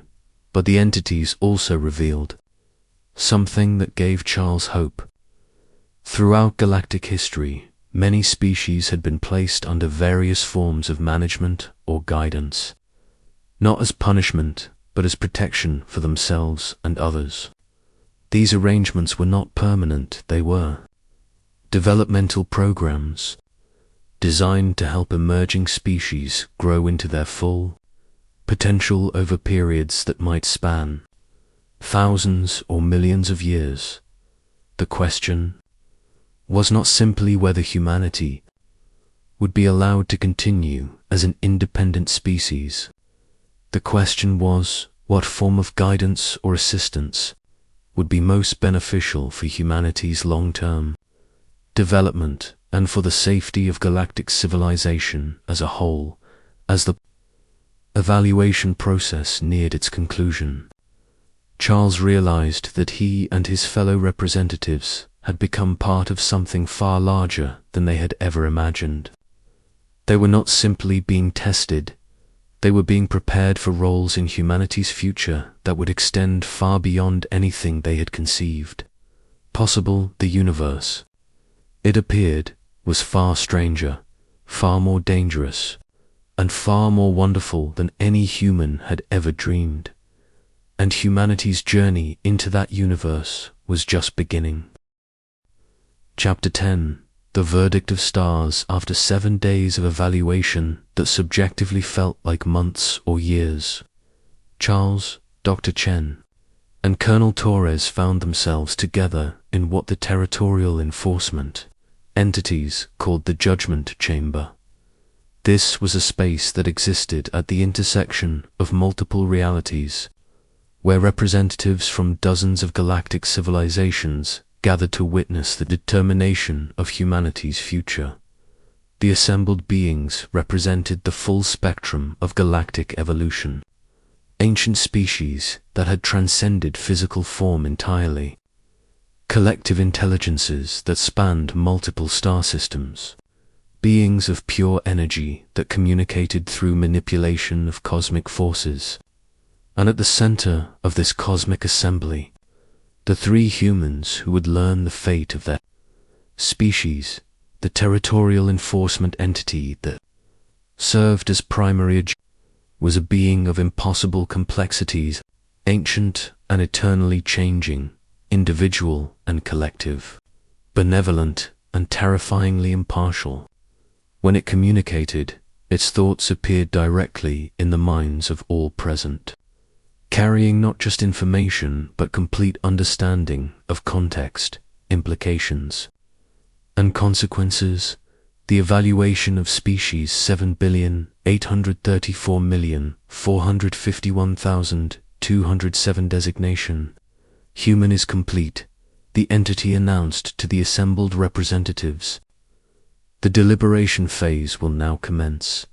Music incorporates the voices of multiple civilizations, hauntingly beautiful and alien.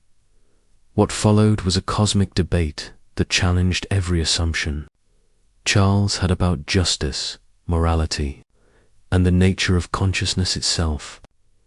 Representatives from dozens of civilizations presented arguments for various approaches to humanity's future, each based on millions of years of experience with emerging species.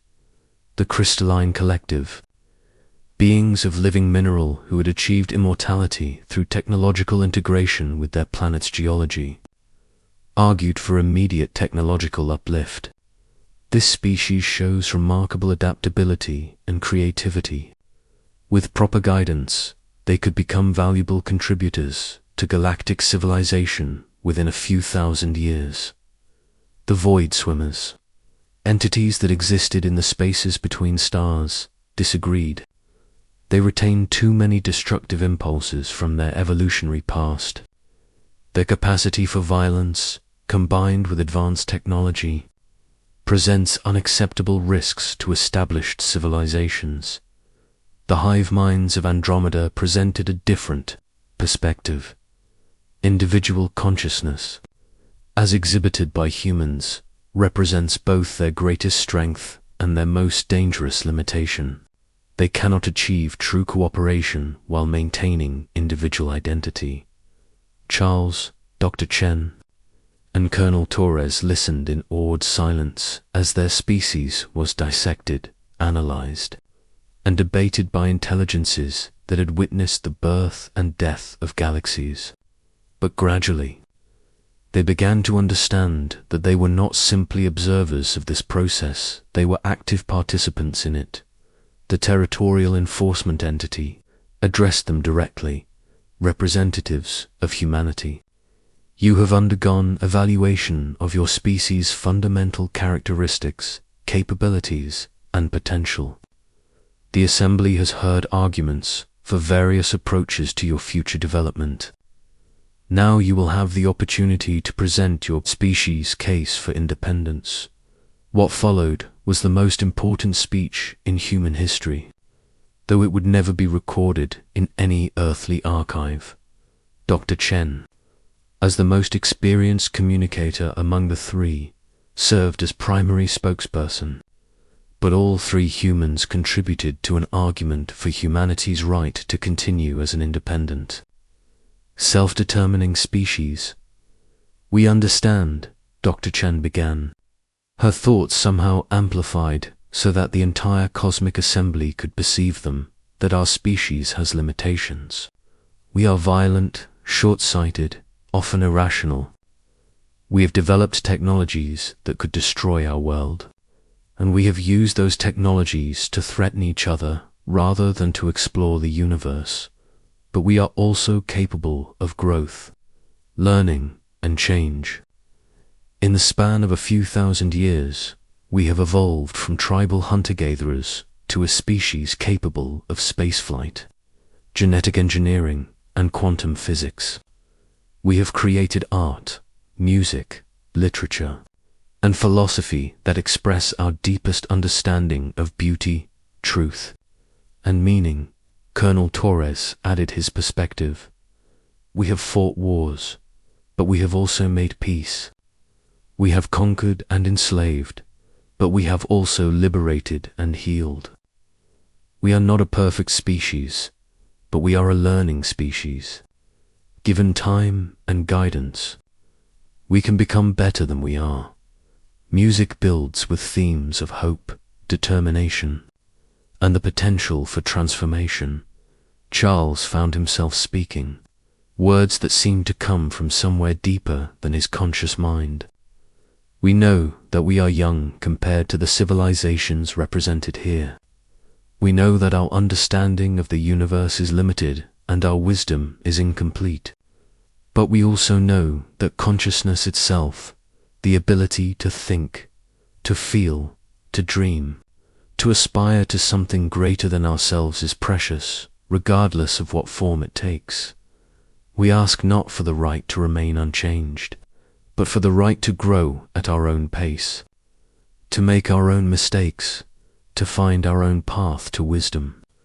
We ask for the chance to prove that even a young, flawed species can contribute something valuable to the cosmic community. The response from the assembly was immediate and overwhelming. Charles found himself experiencing the reactions of dozens of different species simultaneously, some sympathetic, some skeptical, some hostile, some intrigued.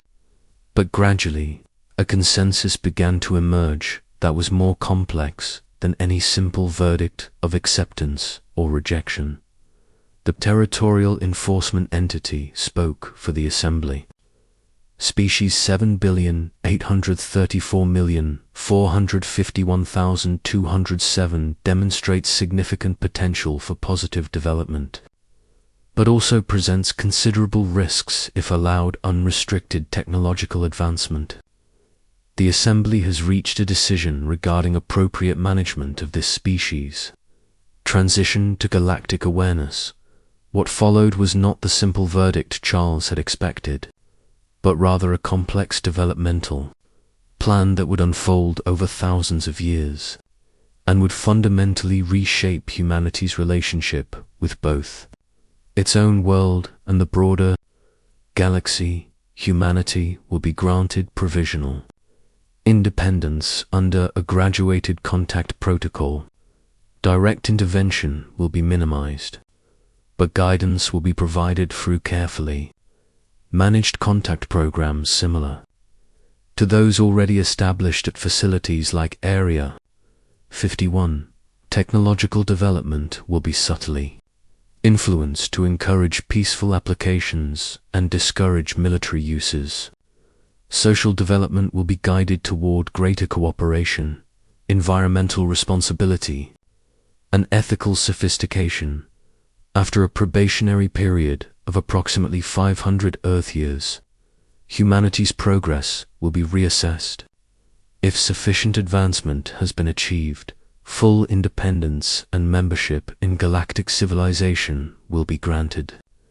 If insufficient progress has been made, more direct management protocols will be implemented. Charles felt a mixture of relief and apprehension as he processed the implications of this decision. Humanity would survive as an independent species, but only under careful observation and guidance. The cooperation programs at Area 51 and similar facilities would continue, but as part of a much larger and more comprehensive development plan. But Dr. Chen raised the question that haunted all three human representatives. What about free will? If our development is being guided and influenced, are we still truly human? The response came not from the territorial enforcement entity, but from one of the ancient transcendent species that had observed the proceedings in silence. Free will is not the absence of influence, young ones. Free will is the ability to choose how you respond to the influences that shape your existence. Your species will face challenges, opportunities, and choices that will determine your future. How you respond to those challenges will be entirely up to you. As the Cosmic Assembly began to disperse, Charles, Dr. Chen, and Colonel Torres were transported back to the evaluation craft and then returned to Area 51. But they were not the same people who had left. They carried within them not just the knowledge of humanity's cosmic status, but also the terrible responsibility of helping to guide their species through the most critical period in its history. The return to the Nevada desert felt like awakening from an impossible dream. The familiar sights and sounds of Area 51 seemed almost quaint after experiencing the vast scope of galactic civilization. But Charles, Dr. Chen, and Colonel Torres understood that their real work was just beginning. They had become humanity's secret guardians, tasked with ensuring that their species made the choices that would lead to eventual independence, rather than permanent subjugation. They would spend the rest of their lives working within the system of managed contact and guided development that the galactic community had established for emerging species like humanity.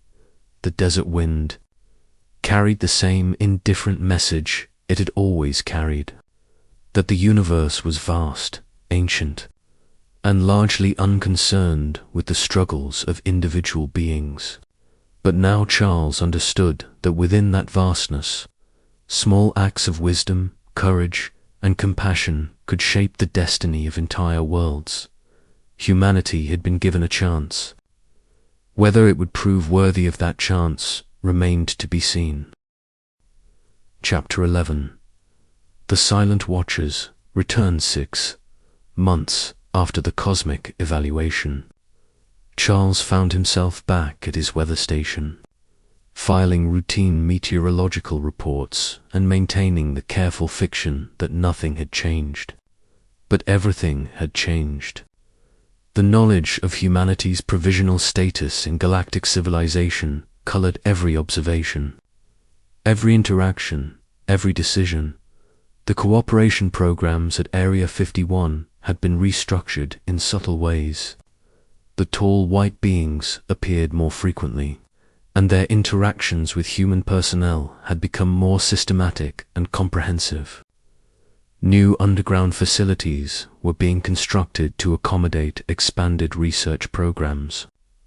Personnel from other classified installations were being transferred to Groom Lake, bringing with them technologies and knowledge that suggested the scope of alien. Cooperation was expanding rapidly, but perhaps most significantly, Charles had begun to notice changes in himself and in his fellow human representatives. The evaluation process had left them with enhanced cognitive abilities, improved pattern recognition, and what could only be described as expanded consciousness.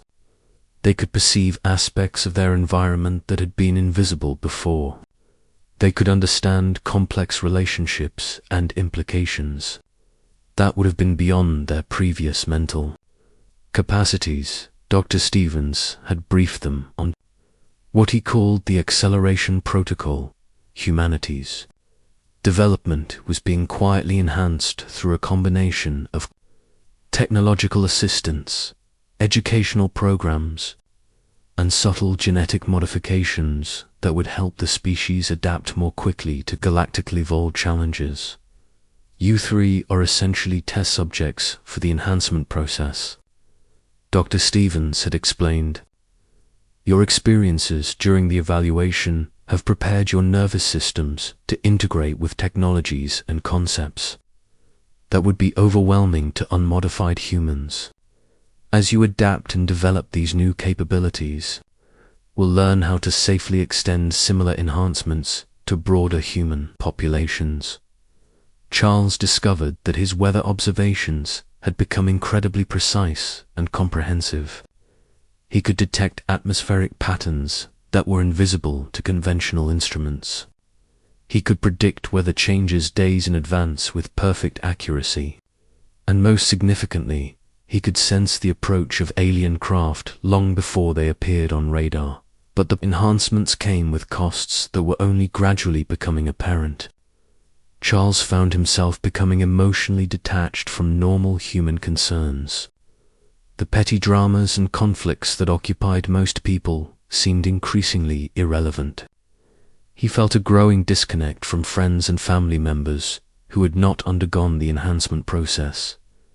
Dr. Chen, who was working in the expanded research facilities, reported similar effects.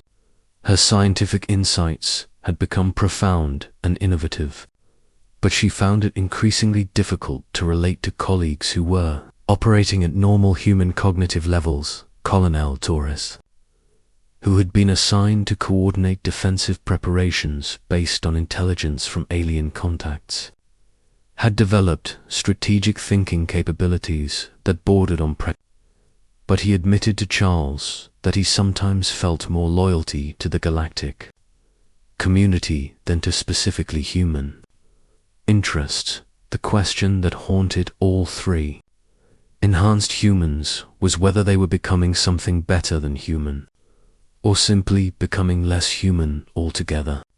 Were the genetic and technological modifications guiding them toward a higher form of existence, or were they being gradually converted into something that served alien interests more than human ones? Charles found partial answers during his continued contacts with the tall white beings, which had become more frequent and more intimate since his return from the evaluation. The beings seemed to regard him not as a curiosity or a test subject, but as a colleague, someone who had been initiated into galactic civilization and could be trusted with deeper levels of truth. Through these contacts, Charles learned that the enhancement process was not unique to humanity. Every species that had successfully transitioned from planetary to galactic civilization had undergone similar modifications. The changes were not imposed from outside, but were natural adaptations that occurred when consciousness expanded beyond the limitations of planetary existence. Your emotional attachment to specifically human concerns will diminish, one of the tall white beings explained, but your capacity for broader compassion and understanding will expand exponentially. You are not losing your humanity, you are evolving into something that incorporates humanity but extends far beyond it. But the tall white being also warned that the transition process was dangerous and not always successful.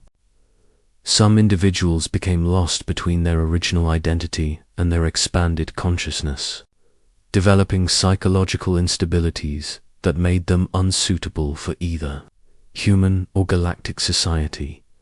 The next few years will be critical for your development, the being continued.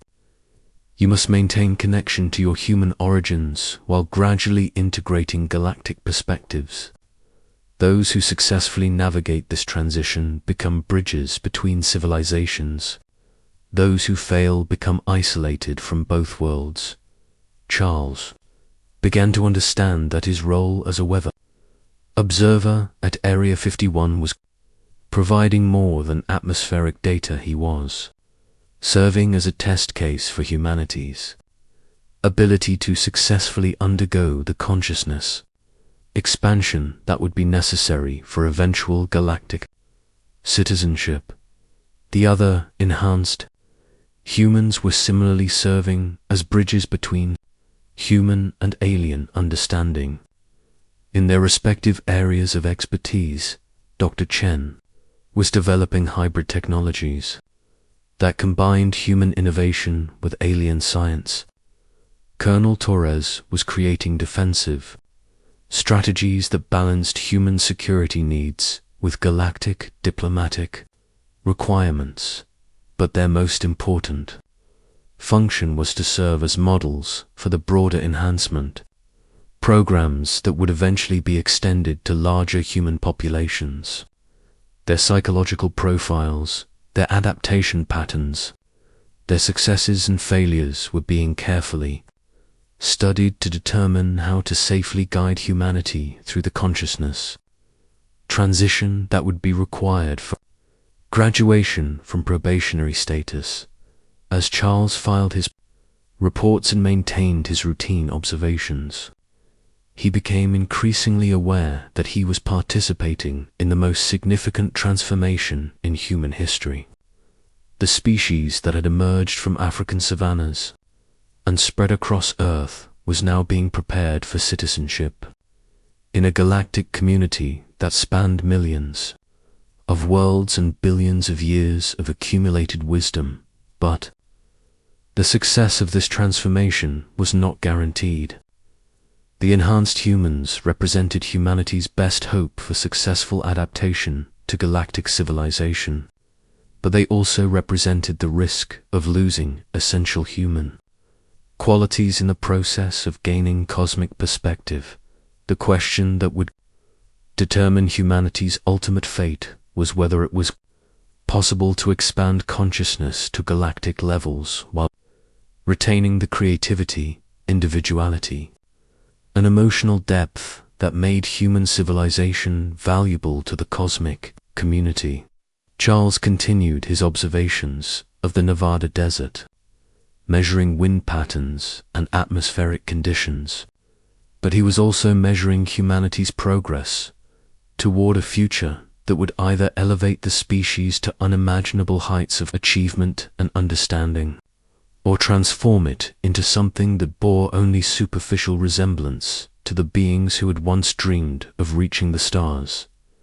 The desert wind carried no prophecies, offered no guarantees, but it whispered of changes that were already beginning, transformations that could not be stopped or reversed, and a future that would be stranger and more wonderful than any human had ever dared to imagine. Epilogue. What echoes beneath the desert 50 years have passed since. Charles Hall completed his assignment at Area 51. The official records list him as a meteorologist who served 18 months at a classified weather station in the Nevada desert. His reports documented wind patterns, temperature fluctuations, and atmospheric conditions with exemplary precision and reliability. But the real story, the story of humanity's first contact with galactic civilization, the story of cosmic evaluation and provisional acceptance, the story of consciousness enhancement and species transformation, remains classified at levels that exceed any conventional security clearance. Charles returned to civilian life, married, raised children, and pursued a career in meteorology. To outside observers, he lived an entirely normal life, but those with the knowledge to recognize the signs could see that he had been fundamentally changed by his experiences in the Nevada desert. His weather predictions were unnaturally accurate.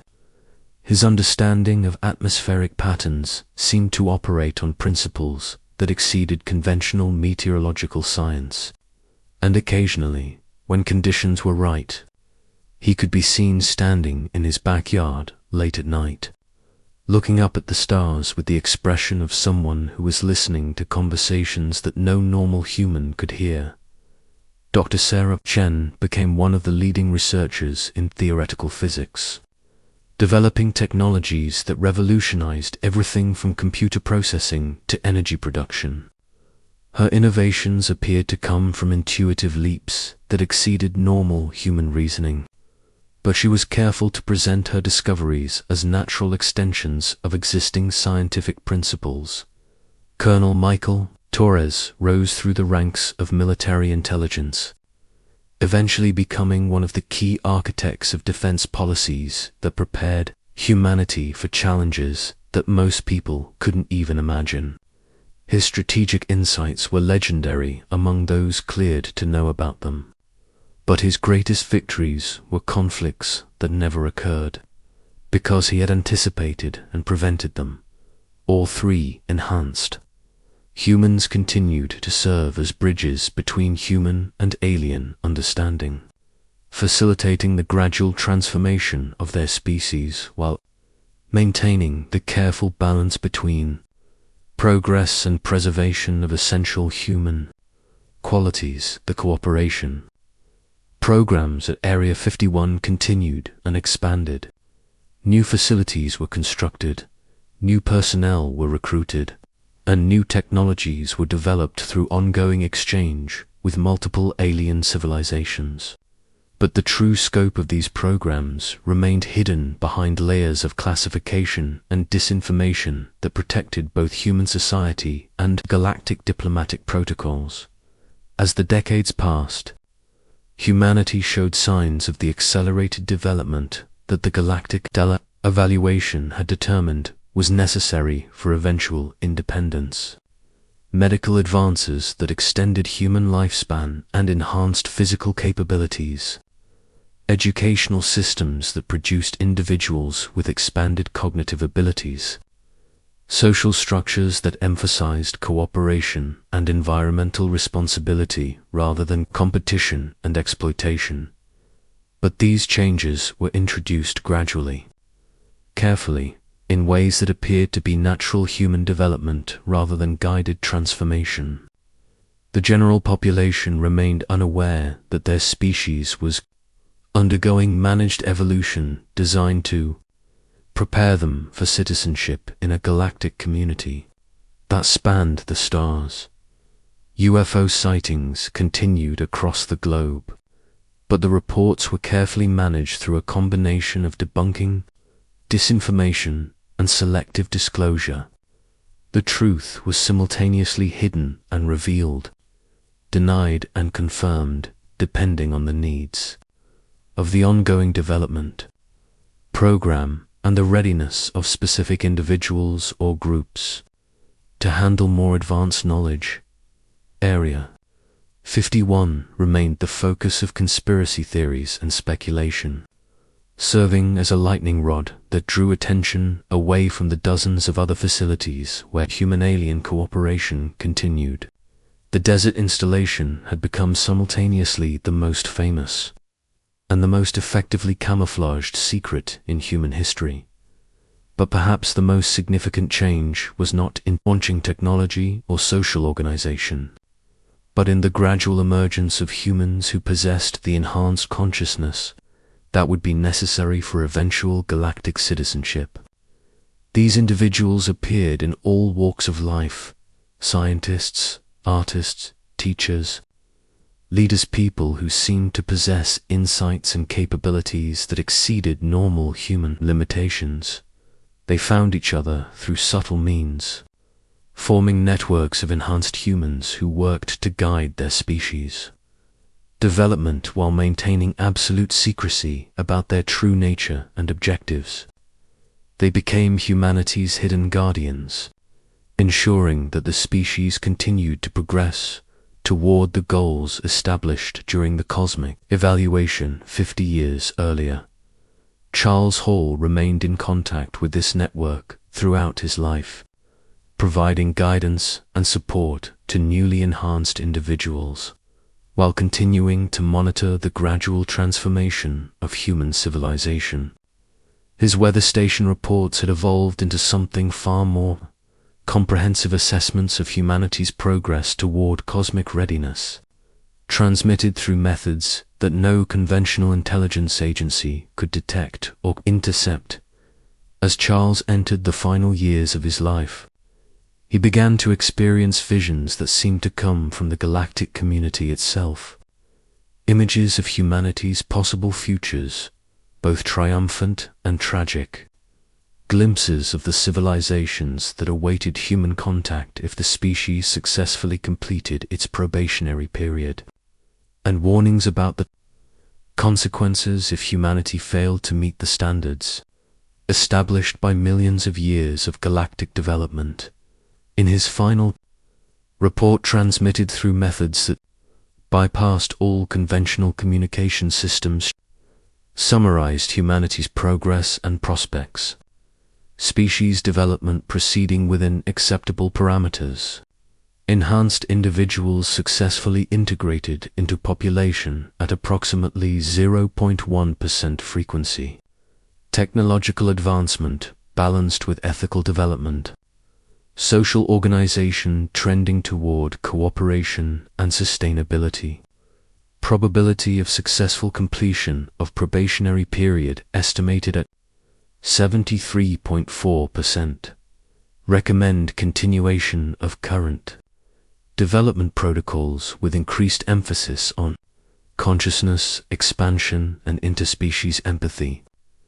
Critical evaluation point projected for year 2157, when species will be ready for formal contact with broader galactic community. Personal assessment. Humanity retains essential qualities that make it valuable to cosmic civilization while developing capabilities necessary for galactic citizenship. Species transformation proceeding successfully, but outcome remains uncertain pending resolution of internal conflicts and environmental challenges. Charles Hall died peacefully in his sleep on a clear desert night, surrounded by family members who had no idea that he had played a crucial role in determining the future of human civilization. His obituary described him as a dedicated meteorologist and loving family man who had served his country with distinction.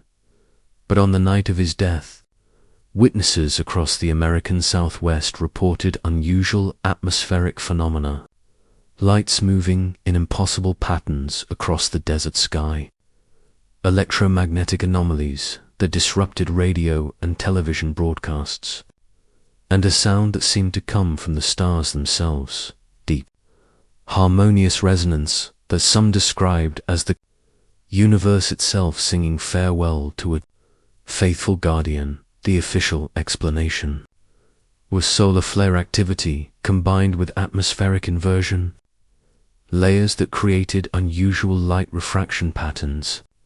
The unofficial explanation, known only to those cleared for the deepest levels of cosmic security, was that Charles Hall had been honored with a tribute from civilizations across the galaxy for his role in shepherding humanity through the most critical period in its development toward galactic citizenship. Today, Area 51 continues its dual existence as both a focus of conspiracy theories and a genuine center of human-alien cooperation. The desert installation processes thousands of tourists and UFO enthusiasts each year, all of whom are encouraged to believe that they are pursuing fantasies and delusions. But beneath the desert floor, in facilities that extend deeper into the earth than most people could imagine, the work continues. Human and alien scientists collaborate on technologies that will reshape civilization. Enhanced humans undergo training that will prepare them for roles in galactic society. And the gradual transformation of humanity proceeds according to plans that were established during a cosmic evaluation that most humans don't even know occurred. The weather stations continue to operate, recording atmospheric conditions and filing routine meteorological reports. But they also monitor humanity's progress toward cosmic readiness, track the activities of multiple alien species, and serve as communication nodes in a network that spans the galaxy. What echoes beneath the desert? The whispers of civilizations beyond imagination. The footsteps of beings who have walked between worlds for millions of years. The dreams of a young species reaching toward stars that once seemed impossibly distant. The machinery of transformation that is gradually reshaping human consciousness and capability. The careful balance between guidance and independence that determines whether humanity will join the galactic community as partners or subjects. And the ongoing story of ordinary people like Charles Hall, who found themselves at the center of the most extraordinary events in human history.